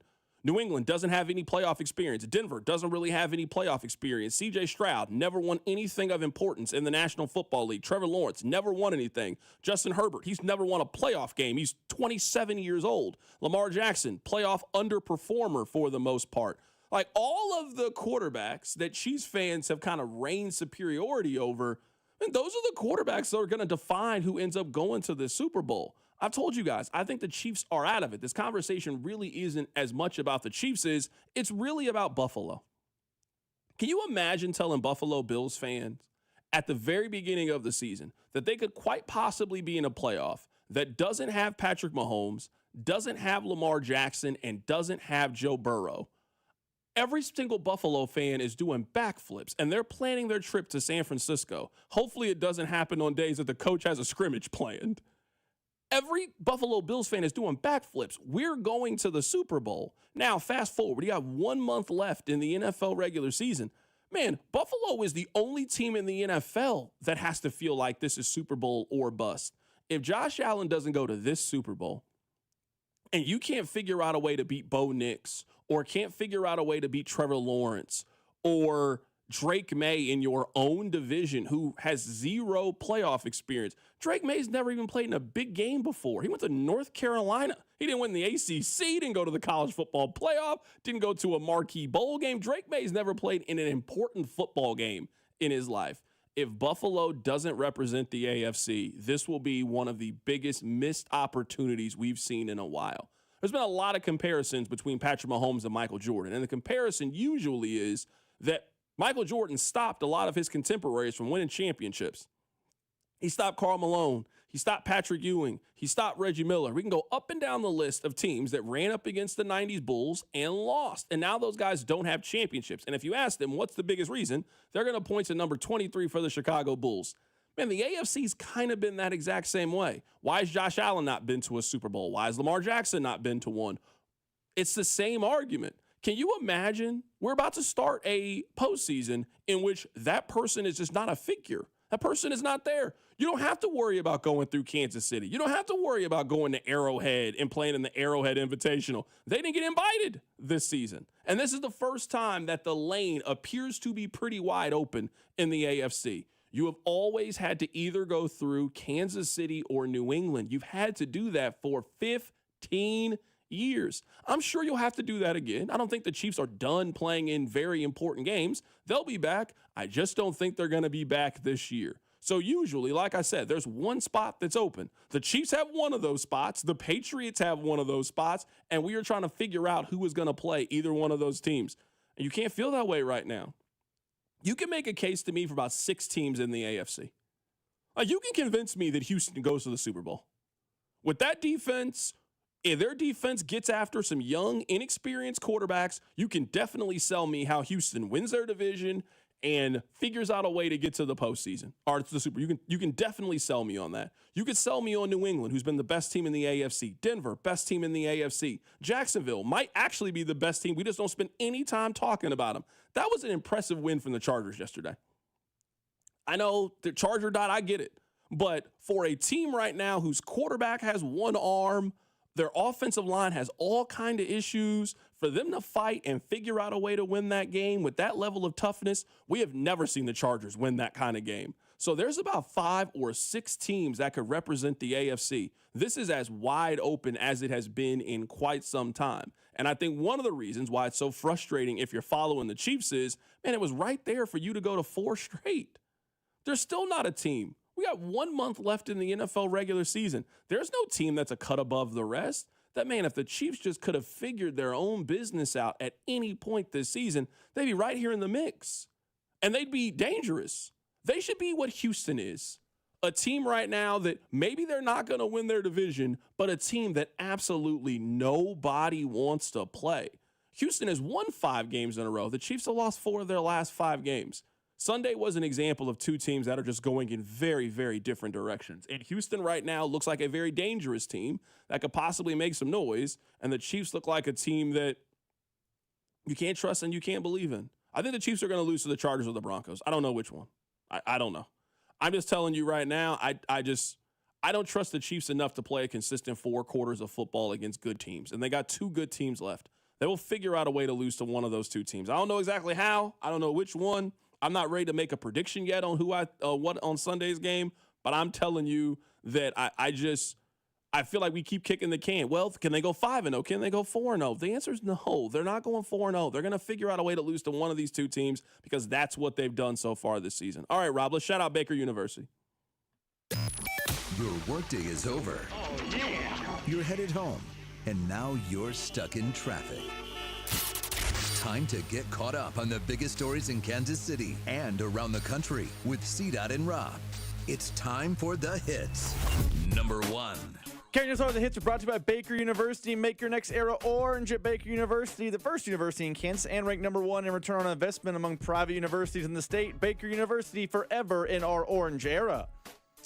Well, Carrington, many have talked about the end of the dynasty, perhaps. Nate Taylor, friend of the show, was on. He is friend of the show, for sure. Was on with Cody and Gold earlier today, and he said it's at least fair to ask if it's the end of the line for the Chiefs dynasty. I don't think it's necessarily fair to say the dynasty is over. And I do understand that, like, we are in direct comparison to what the Patriots did for 20 years, which is, I want to just remind the audience, extremely unprecedented. The coach and the quarterback met at the perfect time to do something that had never been done in the history of this league. Okay, now they tinkered, they mixed and matched. Personnel people left, coordinators left, of course, receivers left. This year is confining to me because they never got blown out by anybody. It's ironic that their biggest loss of the season was just Sunday because their coach put them in a pretty difficult situation. It backfired on him. And so, in essence, you now have to chase points, and then that backfires on you. And so you gifted the other team 10 points when they had no business scoring 10 points in the second half when you were, in essence, dominating on defense. If you could tell me, I'm more or less not concerned with the roster, as strange as that might sound to the audience. I'm more fascinated as to how this coaching staff finds improvement within itself for next season. Carrington, I'm going to ask you. I actually don't. You don't want to talk about the dynasty? No, I over? do. I don't care about that topic. I don't care. I feel like we're doing fun with words, and we're just like, oh, well, the dynasty's over, but they're still. I don't care. I don't care. Like, 2025 has been a disaster. They got blown out in the Super Bowl. They're under 500. Whatever version, whatever number you think we're on, 2.0 post Tyreek Hill, whatever act you think we're in, the act before is over. You know, the act before is over. There was the with Tyreek Hill era. There was the couple of seasons after Tyreek Hill. There is now a break. We're putting the closing down. Go get some popcorn. We have another intermission. Come back and we'll see how the rest of. I don't care about that. This is the thing, though, in like listening to what Nate just said about the coaching staff. I will tell you guys a small fear that I have. I think you can very easily talk yourself into everybody coming back next year. I really do. I agree. I think the Chiefs have had some tough luck. I think if you replayed this season, the Chiefs probably make the playoffs. They don't lose all of those games again. Travis Kelce makes that catch. Harrison Butker makes that kick. You don't get a holding call. Like, if you just reset the game and replayed the season, I don't know if you get the exact same outcome with everybody. I don't know if the Broncos go 11-2 again. So I do feel very strongly that even though the Chiefs are 6-7, it is not all dark. It is not all doom and gloom. They were pretty close. One of my fears is that they believe that wholeheartedly and try to essentially run this thing back again. Because if you think about it, man, I don't think their foundation's changing that much next year. Andy Reid's coming back. Patrick Mahomes is coming back. Rashee Rice is coming back. Xavier Worthy is coming back. Chris Jones, George Karlaftis. Like, if you made a list of their top 10 most important players, Man, a large majority of those guys are under contract and back next season. Their offensive line's largely going to be the same. Their linebacker core is probably going to be the same. Like, they're going to have a lot of the same pieces. Where do you think the turnover could potentially be? What I do not want the Chiefs to do is sell themselves on a, hey, we're close. We just got unlucky. Our formula has been working. Let's run it back again. I don't want them to do that. I think the Chiefs need a refresh. I think they need a fresh coat of paint. I don't think you got to completely trade it in, but I think you just need to make some cosmetic changes and you got to fix some things. I want the Chiefs to have a different emphasis on running the football than they have this year. The Chiefs operated like running the football wasn't important this season. It is really important this season. I think the Chiefs need a 6'2" man beater. They need somebody who in man coverage isn't going to get press coverage at the line of scrimmage and can still get open. I don't think they have that guy on their team.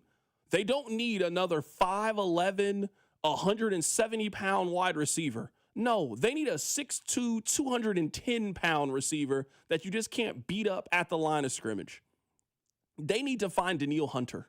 They need a veteran 28, 29-year-old where they overspend a little bit on that defensive line who doesn't have a championship and is hungry to go get a ring. That's the thing. I was listening to Michael Jordan say this. He said this a couple of days ago. He said it's very difficult to stay hungry when you have. When you have. The Chiefs have everything. They got the superstar girlfriend. They got the banners. They got all the commercials. The Chiefs have everything. What they need is people who don't on their team. And one of the flaws in running it back is you got everybody that's had that success. Everybody on their team has had the champagne, knows what it's like to have the confetti fall over you. Everybody knows what it's like to be in a championship parade. They need to start over with some guys who don't know what that feeling is like. Guys who have gotten close. They need a Bosa, like the Bills went out and got. Man, I've been really close, but man, hey, this is my chance to finally go win a ring. That's the kind of players I want them to go highlight this offseason. I want them to highlight hungry players who haven't experienced a lot of success and want to play with Patrick Mahomes and want a chance to go to the Super Bowl.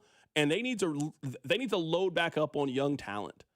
If we go through this year and we talk about the contributions, they didn't get nearly enough contributions from guys who were between the ages of 22 and 25 years old.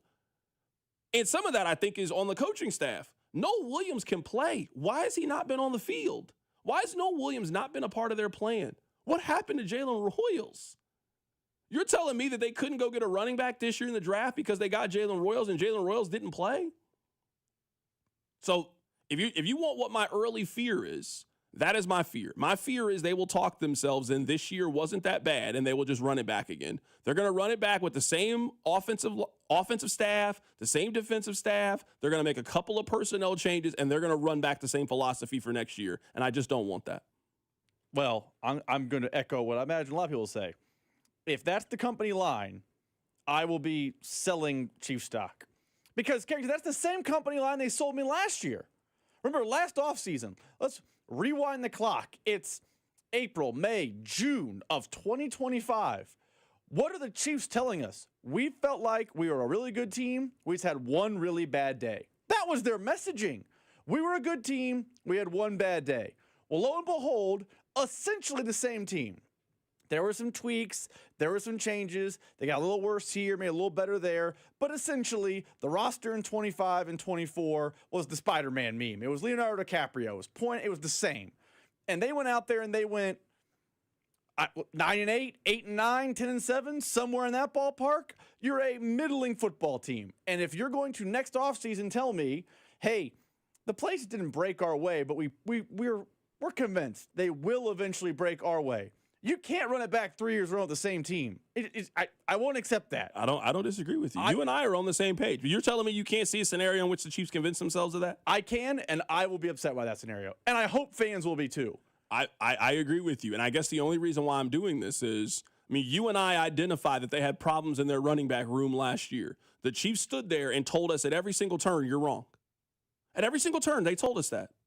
It wasn't like you and I didn't predict that this was going to be the case when it came to their running game. Their running game was bad. It was bad. It was the bad the year they went to the Super Bowl. It was bad. And this offseason, when it was obvious, hey, you guys got to do something. What did the Chiefs do? They did what was comfortable, familiar is what they did. They brought back Kareem Hunt, which has been a positive, and then they went to go find a Jerick McKinnon type. That's what they did. They went to go find a Jerick McKinnon type. So all I'm saying is last year there were evidences and examples of, hey, it's time for you guys to do something different. And the Chiefs stood right there and told all of us that we were wrong. Now, it ended up blowing up in their face. So we'll see. I can only tell you where I am. And that would bother me if that is the plan for the Kansas City Chiefs this offseason. That should not be the plan if that is their offseason. They have to realize what is working and what is not working. They have to realize it. So we'll see. I know we're up against a break, but I'm going to ask you this question. Yeah, go ahead. Do you think a potential lack of staff changes could be the first signal that it's going the way we both fear it could go? Like, again, we have 4 weeks of NFL left, and then we have 6 weeks of actual football, playoff football left, and then we can get to the offseason.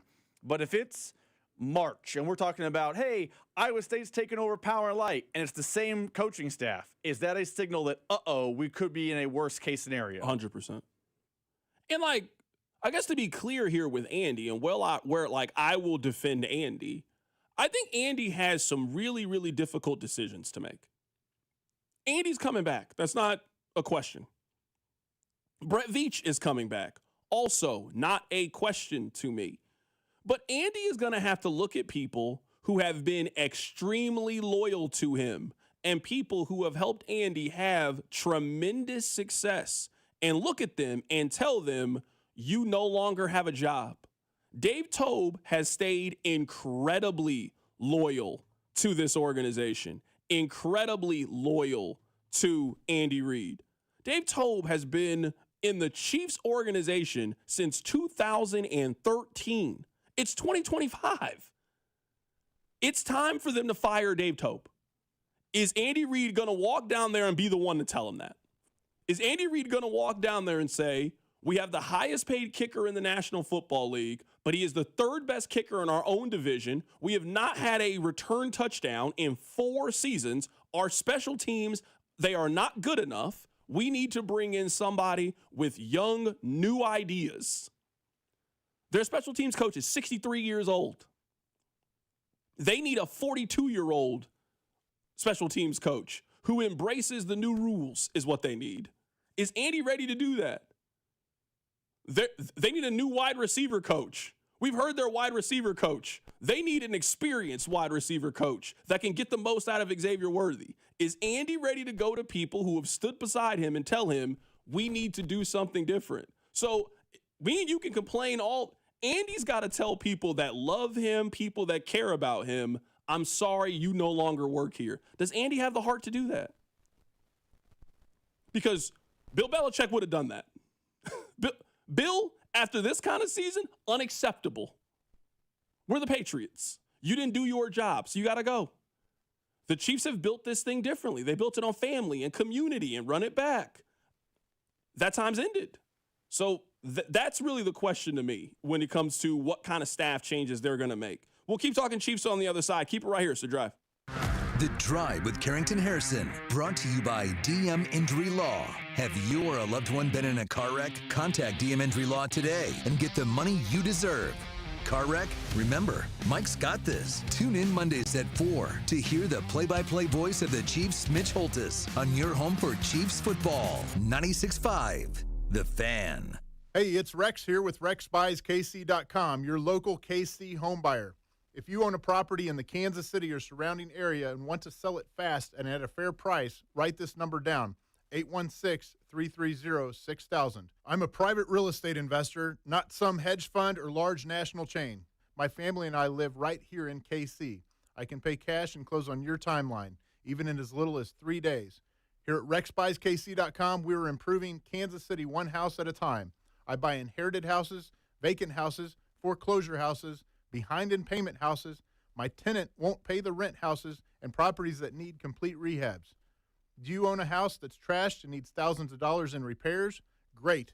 If you own a house and want to sell it fast, call me at this number, 816-330-6000. That's 816-330-6000. or go to rexspyskc.com. That's rexspyskc.com. And I look forward to working with you. What's up, everybody? Nick Costos here with the Sports Betting Minute, brought to you by BetMGM. Make it legendary. Please gamble responsibly. Coming up Week 15 Pro Football Sunday, absolutely massive game in the AFC playoff race. New England hosting Buffalo. New England 11-2, Buffalo 9-4. Basically pick the winner of the game. Buffalo a 1-point road favorite. Total sitting at 49.5.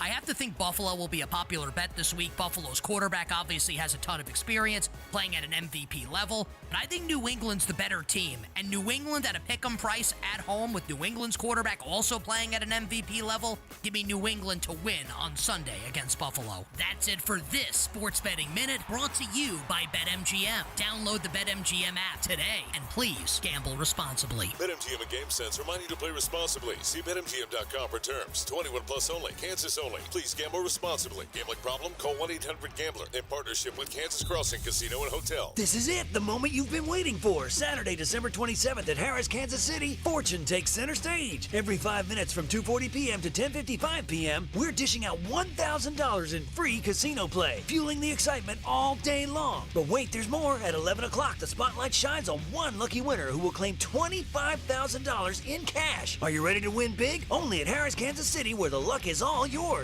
21 and older to gamble. Know when to stop before you start. Gambling problem? Call 1-800-GAMBLER. I'm worth more. I'm worth more. I'm worth a lot more. And I completely agree. That's why I'll pay more for your car at GiveMeTheVin.com. That's the name of our new campaign. I'm worth more. You are worth more, and your car's worth more, and that's why I will pay more. And remember, if I don't beat the price on a CarMax or a Carvana deal, I'll pay you $100 at GiveMeTheVin.com. Sell us your car.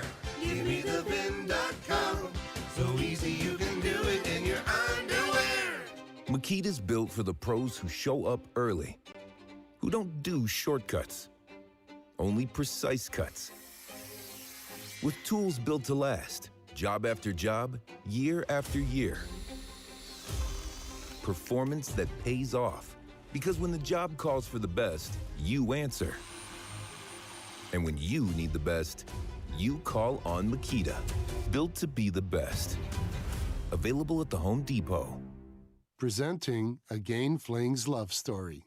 Dear love of my life, we were on the 12B bus this morning when I caught a whiff.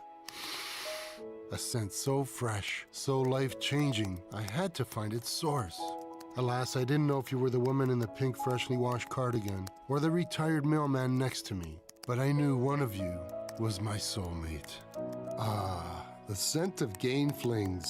Try Gain Flings with OxyBoost and Febreze. Find what you love and love what you find. A Total Wine and More. There's so much waiting for you. With the lowest prices for over 30 years, find what you love only at Total Wine and More. Drink responsibly, B21. This is the story of the one. As the purchasing manager at a manufacturing plant, she knows the only thing more important than having the right safety gear is having it there when you need it. That's why she partners with Grainger for auto reordering, so her team members can count on her to have cut-resistant gloves on hand, and each shift can run safely and efficiently. Call 1-800-GRAINGER, click Grainger.com, or just stop by. Grainger, for the ones who get it done. Find what you love and love what you find. A Total Wine and More. There's so much waiting for you. With the lowest prices for over 30 years, find what you love only at Total Wine and More. Drink responsibly, B21. This season, enjoy stress-free comfort with easy booking and trusted service from Anthony. Save up to $4,500 on a new high-efficiency HVAC system. Schedule today at AnthonyPHCE.com. Here's traffic, brought to you by DM Injury Law. Have you or a loved one been in a car wreck? Contact DM Injury Law today and get the money you deserve. Car wreck? Remember, Mike's got this. It's been brought to you by Anthony Plumbing Technicians you can trust with your house keys. Those two wrecks on 35 causing big backups. You've got Overland Park, 35 northbound past 87th, left lane is blocked. And then Shawnee, 35 northbound past 67th, left lane blocked. Time for Out with Traffic on 96.5 The Fan. Hey, it's Chris Jones from the Kansas City Chiefs. Welcome back to The Drive with C-Dot on your home for Chiefs football. 96.5 The Fan. I'm so happy that Phillip Rivers is back. I'm serious. This is one of my favorite news stories in the National Football League in some time. Phillip Rivers last played during COVID. He's been out for 5 years. Phillip Rivers is on the Hall of Fame ballot. They have to take him off now. His clock now restarts. If he is on the active 53-man roster, not just on the practice squad, which I imagine he will be on their active roster. You're not coming back to just be on the practice squad. If Phillip Rivers goes on there, it now restarts his Hall of Fame clock again. I can't wait to see what happens with Phillip Rivers. He's 44 years old. He hasn't been playing football.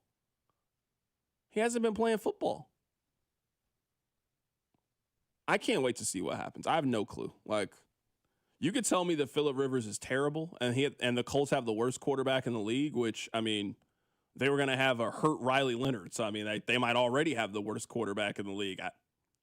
They should flex this game to Sunday Night Football. I don't know what next Sunday night is. I know I want to watch Phillip Rivers at quarterback. I know that. I know it's too late, but I would really appreciate that if that's what they did. Rob, can I give you the Chiefs playoff road? Because we know what the Chiefs playoff road is. I'm sure there's other ones, but this is the most straightforward one. Are you ready? I mean, you're laying this out as this is the road, not a you believe this is going to happen. Yeah, I'm just telling you this is the road. The road to the playoffs. The Chiefs have to win all their games. So that's number one. That's been difficult for them. Already a toughie. They got to win 4 straight games. Now, 2 of those games are against bad football teams. So they have to beat Denver and they have to beat Los Angeles. Not impossible, but that's what they have to do. Reminder, they've won 6 all year, so 4 would be. They got to win 4 in a row. Feat. Yeah, they got to win 4 in a row. They got to at least be 10-7. They need Los Angeles to lose to Denver. So they need a specific loss. They need the Chargers to lose to Denver. They also need Los Angeles to lose to Dallas or Houston. 2 teams to beat the Chiefs. Tiebreaker purposes. You guys get that. So they need that too. They need the Chargers to lose to Dallas or Houston and Denver. They also need the Colts to go 2-2 down the stretch. At least 2-2. They need the Colts to either lose to at Seattle, San Francisco, Jacksonville, and at Houston. So they need the Chargers to at least go 2-2 in those games. I will say, that's not completely outside the realm of possibility that those things happen. Honestly, funny enough, the most unrealistic thing out of all of it is Kansas City's wins against the Broncos and the Chargers. That's the most unrealistic thing of any of those things. I could see the Chargers going 2-2 down the stretch and Indianapolis going 2-2 down the stretch. Those are not hard things to fathom. What is a hard thing to fathom is the Chiefs take care of business on their end because they have not taken care of business at all. Not even a little bit. You're right. The other parts are not that crazy. And if the Chiefs had beaten the Texans, I don't have the athletic simulator in front of me. I'm sure the percentages would have been in the 60% to make the playoffs. And you could have easily started to dream a dream. Phillip Rivers goes 2-2. That's difficult. The Charger down the stretch, the Broncos. I mean, there's a path for it happening. But, I mean, the Chiefs have won 6 games and it's December. We think they're going 4-0. Like, I know that we joke about the 2 gimmies with Tennessee and the Raiders. Sure that Raiders game's not going to be a loss? No, maybe it's a loss because Gardner Minshew takes on Aiden O'Connell, and who cares? Who's watching? Who cares? No thanks. They lose, whatever. But you've won 6 in 4 months. I don't know you're winning 4 in 4 weeks. Someone on the text line with the perfect analogy. The Chiefs right now are a 10-leg parlay with your last $5. That's where they are. I agree with you. That's where they are. That's a perfect way of describing it. But like someone points out, the Chiefs need the Broncos to beat the Chargers. Is that correct? Mm-hmm. That game's week 18. Yep. We sure the Broncos are playing real players in week 18? Probably not. If I'm Sean Payton, am I playing Bo Nix in a game that doesn't matter? You know what's going to happen? This is my maybe not my thought, maybe not my prediction, but this is just, I'm going to say this, and then when it happens, I can gloat. Remember last year when Bengals fans were irate with the Chiefs? How dare you not play your real players in the final game of the season? I don't think you can have that argument if you're the Chiefs. There are, may not. I mean, I'm sure someone will have that argument. I'm telling you right now, I will not listen to it for a second. If you put yourself in a position where you're 6-7 and you need help in week 18 to make the postseason, I don't want to hear the Broncos should be playing their players. No. Especially, I don't want to hear that from a fan base that their team has repeatedly taken off the last week of the season because you handled your business over the regular season. If there's any fan base that know that it's about positioning yourself for January and what you need to do. So I'm telling you, I will not let that fly on this show. I can't speak for anybody else. I will not let that fly. If the Chiefs do what they're supposed to do and they get to that last game and the Broncos decide they're not playing week 18 because they clinched in the regular season, I will not listen to a single person that argues the other side. Not at all. So your hope is you need the Broncos to need to win that game to be the 1 seed is what you need to have happen. You need this thing to continue to stay close, and the Broncos have to play that game. But if that ends up not being the case, I'm sorry. That's where you are. That's the situation that you put yourself in when you should have took care of business. Me and you 100% see the same. I'm just stating, for a fan base that, cackled and snickered and had some fun last year this time by saying, oh, we kept the Bengals out because we didn't play our real players. Congrats. I'm giving the Chiefs fans Broncos. a little more credit than you're giving them. You're throwing dirt on them unnecessarily. I'm not doing that. They were doing that last year I'm not doing that. Chiefs fans, I'm gonna have your back here. I'm not gonna let Rob do you like this. I want to play this audio for you guys. So there was a meeting in Leawood. There's a group of people that are against the Royals moving their stadium over there. Traffic, crime, access to emergency services. Those are some of the concerns brought up at a meeting tonight on a possible Royal Stadium in Overland Park. This is the first time people opposed to the potential ballpark near 119th and Knoll have gathered to talk about the impact if the team moves forward with that Johnson County site. I'm Lauren Halifax. And I'm Scott Kilbreth. The meeting took place at Leawood City Hall, but it isn't connected to city government. But that's where we find Fox 4's Lexi French. Now, Lexi, what were the main points of the discussion? Scott, traffic congestion, safety, and noise concerns were all brought up tonight. But one thing we heard from neighbors and HOA representatives repeatedly at this meeting was what they call a lack of transparency and communication about this whole process. I'm here telling you right now that nobody has had transparency or communication when it comes to the future of the Royal Stadium. Not a single soul. Nobody. They had communicated or been transparent at all when it comes to it. So you're not getting that. I don't know why you thought that you were entitled to that from the Royals. They made it very clear. They're not telling us anything when it comes to it. You know what? I get it. I think if you move out to this part of the city, like if you move to 119th and all, you move out there, I think you are expecting a certain way of life. And now there is an idea that is going to radically change your life. They're going to radically change your life. In your living situation. There's going to be a stadium there. The construction is going to go on for 2-3 years. It's going to take them. You don't just instantly just pop up and build a stadium. Then they want to build other stuff. They want to build hotels and restaurants and all this kind of stuff. I do understand. I'm not even saying that because I want it to be in Missouri. I do understand. You move out to 119th and all, it's quiet, not a lot of traffic, got you a nice home, good school district. You are expecting a certain thing when you move to that part of the city. You didn't sign up for the baseball stadium to be there. I don't want the baseball stadium to be there. I like the baseball stadium when it's in somebody else's community. You can drive over there. You can go over there for a little bit and come back. I understand this. Someone says seat out there from OP, they feel entitled to everything. No, I think this is a legitimate concern. You're allowed to speak up about what you want in your community or not. Like the whole crime thing, that seems a little extreme to me, but I get it. I would understand how you would not want the baseball stadium right in the middle of your neighborhood. I completely understand, especially when there's other options. No. And we were talking about this earlier. The thing about the baseball stadium is it's never been in anybody's way. The baseball stadium and football stadium have never been in anybody's way, at least not in our lifetime. It's always been just out there. There's nothing over there. It's a lot of room, a lot of space. It doesn't bother anybody. The baseball stadium is about to bother people. The football stadium is not. They're going to build it way out it's in the sticks. It's not going to. The baseball stadium is going to bother people. The construction, how it affects your life, your travel, your commute, it is going to bother people. So you are allowed to speak up and say something about it, in my opinion. Keep it right here. It's The Drive. The Drive with Carrington Harrison on your new home for Chiefs football.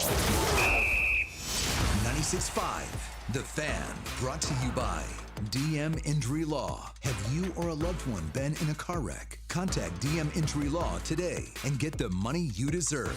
Car wreck? Remember, Mike's got this. Hey, Missouri, if you haven't heard by now, good news. FanDuel Sportsbook is live in the Show Me State, and they're kicking things off with an offer that's tough to beat. Right now, new customers in Missouri can bet $5 and get $300 in bonus bets, win or lose. So whether it's football, basketball, hockey, or more, you can bet it all on an app that's safe, secure, and super easy to use. So download FanDuel today and head to FanDuel.com/Missouri and join the excitement. Remember, new Missouri customers can bet $5 and get $300 in bonus bets, win or lose. Because Missouri, it's time to play your game with FanDuel. FanDuel is the official sportsbook partner of 96.5 The Fan. 21 and present in Missouri. Gambling problem? Call 1-800-GAMBLER. First online real money wager only. $5 first deposit required. Bonus issued as non-withdrawable bonus bets that expire 7 days after receipt. Restrictions apply. See terms at sportsbook.fanduel.com. Thanks for calling the Holiday Gift Line from the Missouri Lottery. If you still have presents to buy, don't panic. Missouri Lottery holiday scratchers and draw games are perfect for everyone on your list 18 and over. And you don't even need a gift receipt. Happy holiday gifting from the Missouri Lottery. Play responsibly. If you're a man waking up in the middle of the night dealing with frequent urination, it could be an enlarged prostate. This is Jeff Montgomery. Do what I did. Contact Dr. Brown at Miva Medical, the leader in minimally invasive treatments in Kansas City. Go to miva-medical.com. 250 years ago, a promise was made to connect families and friends near and far. And during the holidays, that promise is more important than ever. That's why USPS is building a better network to meet your needs with timely deliveries, easy and affordable ways to ship, and everything you need to make your season full of holiday cheer. Our purpose is delivering your peace of mind, knowing your love will arrive, bringing joy to all. The United States Postal Service. Learn more at USPS.com/holidays. Hi, I'm Emily, your friend and jeweler at Shane Company, where a small box with a burgundy bow will help you win the holidays. As an in-house designer, I love creating meaningful, fine jewelry gifts. Choose a necklace with a gorgeous infinity charm to symbolize your everlasting love. Or go for a personalized piece with an engraving, their zodiac sign, favorite color gemstone, or their initial accented with pave diamonds, because a friend wants you to be a holiday hero. Stop by or shop now at shaneco.com. Shane Company, your friend and jeweler. For nearly 100 years, Busey Wealth Management has helped families and businesses make smart financial decisions that stand the test of time. From personalized investment plans to tax strategies that work for you, we take a big picture approach, connecting you with the right experts to help protect what you've built and plan for what's next. Busey Wealth Management, here for every chapter of your financial story. Have you been diagnosed with head or neck cancer? At Kansas City Proton Institute, we're delivering the future of cancer care with state-of-the-art proton therapy right here in KC. Proton therapy means increased precision, reducing side effects like dry mouth, difficulty swallowing, and the loss of taste as compared to conventional radiation. If you've been diagnosed, don't wait. Get your second opinion today and see KC's largest, most experienced proton therapy team. Visit kcpi.com. Kansas City Proton Institute, where you see the best in KC. Car, truck, or motorcycle wreck? Remember, Mike's got this. Paid for client betrayal and endorsement. The choice of a lawyer is an important decision and should not be based solely upon advertisements. Give me one good reason why I should call DM Law. How about 3 great reasons? 1, it's easy. 2, it's fast. 3, the results. Mike's got this. 816-888-7500. Mike's got this. Hey, Chiefs fans, Crown Royal is the official whiskey of the Kansas City Chiefs. And this season, it's not game day without the generous spirit of Crown Royal. Whether you're at the tailgate, in the stands, or watching from home, Crown Royal is the reason and the reward for coming together. Grab a glass with the Crown Royal rig at a stadium near you, because we'll be sharing the generous spirit with fans across the country. Crown Royal, fueling game day with a generous spirit. Visit www.crownroyal.com/royal rig for more on the Crown Royal Rig Tour. Please drink responsibly. Find what you love and love what you find at Total Wine and More. There's so much waiting for you. With the lowest prices for over 30 years, find what you love only at Total Wine and More. Drink responsibly, B21. This is the story of the one. As the purchasing manager at a manufacturing plant, she knows the only thing more important than having the right safety gear is having it there when you need it. That's why she partners with Grainger for auto reordering, so her team members can count on her to have cut-resistant gloves on hand, and each shift can run safely and efficiently. Call 1-800-GRAINGER, click Grainger.com, or just stop by. Grainger, for the ones who get it done. Find what you love and love what you find at Total Wine and More. There's so much waiting for you. With the lowest prices for over 30 years, find what you love only at Total Wine and More. Drink responsibly, B21. Chiefs coverage brought to you by Andy's Frozen Custard. Visit eatandys.com to find the location nearest you. Top your day with a smile. Let me tell you about my good friend Andy from Andy's Frozen Custard. He's from Kansas City, never misses a game, and serves the world's finest frozen custard. Tailgate with a pick six, or grab a freshly made custom treat before or after a game. And tell him Mitch and Andy sent you. You're listening to 96.5 The Fan from the DM Injury Law Studios. Mike's got this. Here's traffic, brought to you by DM Injury Law. Have you or a loved one been in a car wreck? Contact DM Injury Law today and get the money you deserve. Car wreck? Remember, Mike's got this. This one brought to you by Anthony Plumbing, technicians you can trust with your house keys. We've got a new problem. Multi-car crash 69 northbound, just past 135th. Right lane is blocked, and the crash in Overland Park still there. 35 northbound, past 67th. Left lane blocked there. I'm Val with traffic on 96.5 The Fan. This is 96.5 The Fan, your home for Chiefs football.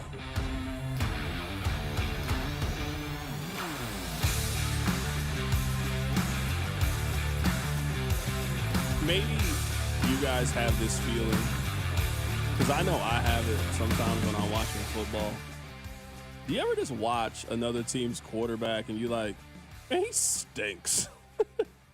You guys ever have that happen? I'm serious. 913-586-7965.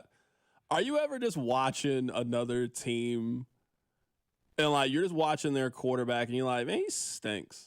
Or you're just like watching a basketball game. You're like, man, this kid, he can't shoot.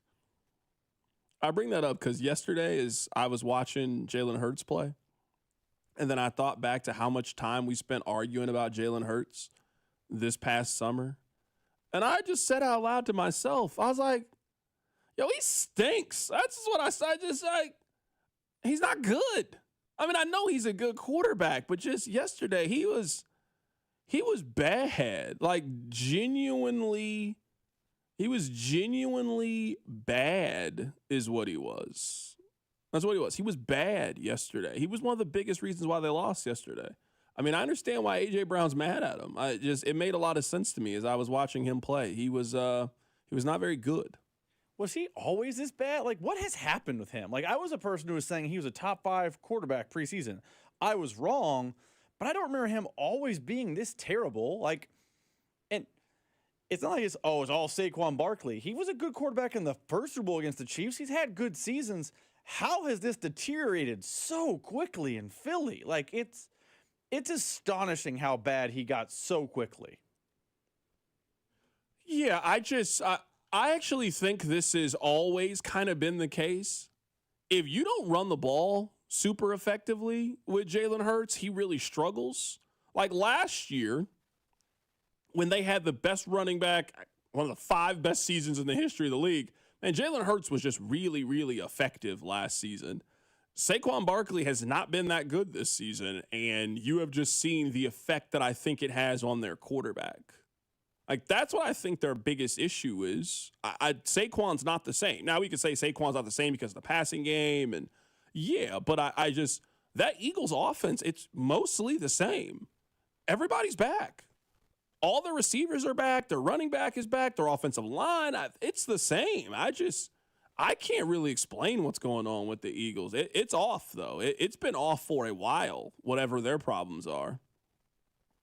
I mean, they're just not good. I know that Saquon has regressed, but when he had Miles Sanders back there, he wasn't this bad. It can't be as simple as if you don't have a running game, Jalen Hurts is just unplayable. Because if you were telling me that you have if you had any capable backup, you would be tempted to start him after last night's performance. He was bad. He was terrible. I mean, he was really bad. I'm serious. I think he was the reason they lost the game. I watched just about every snap of that game.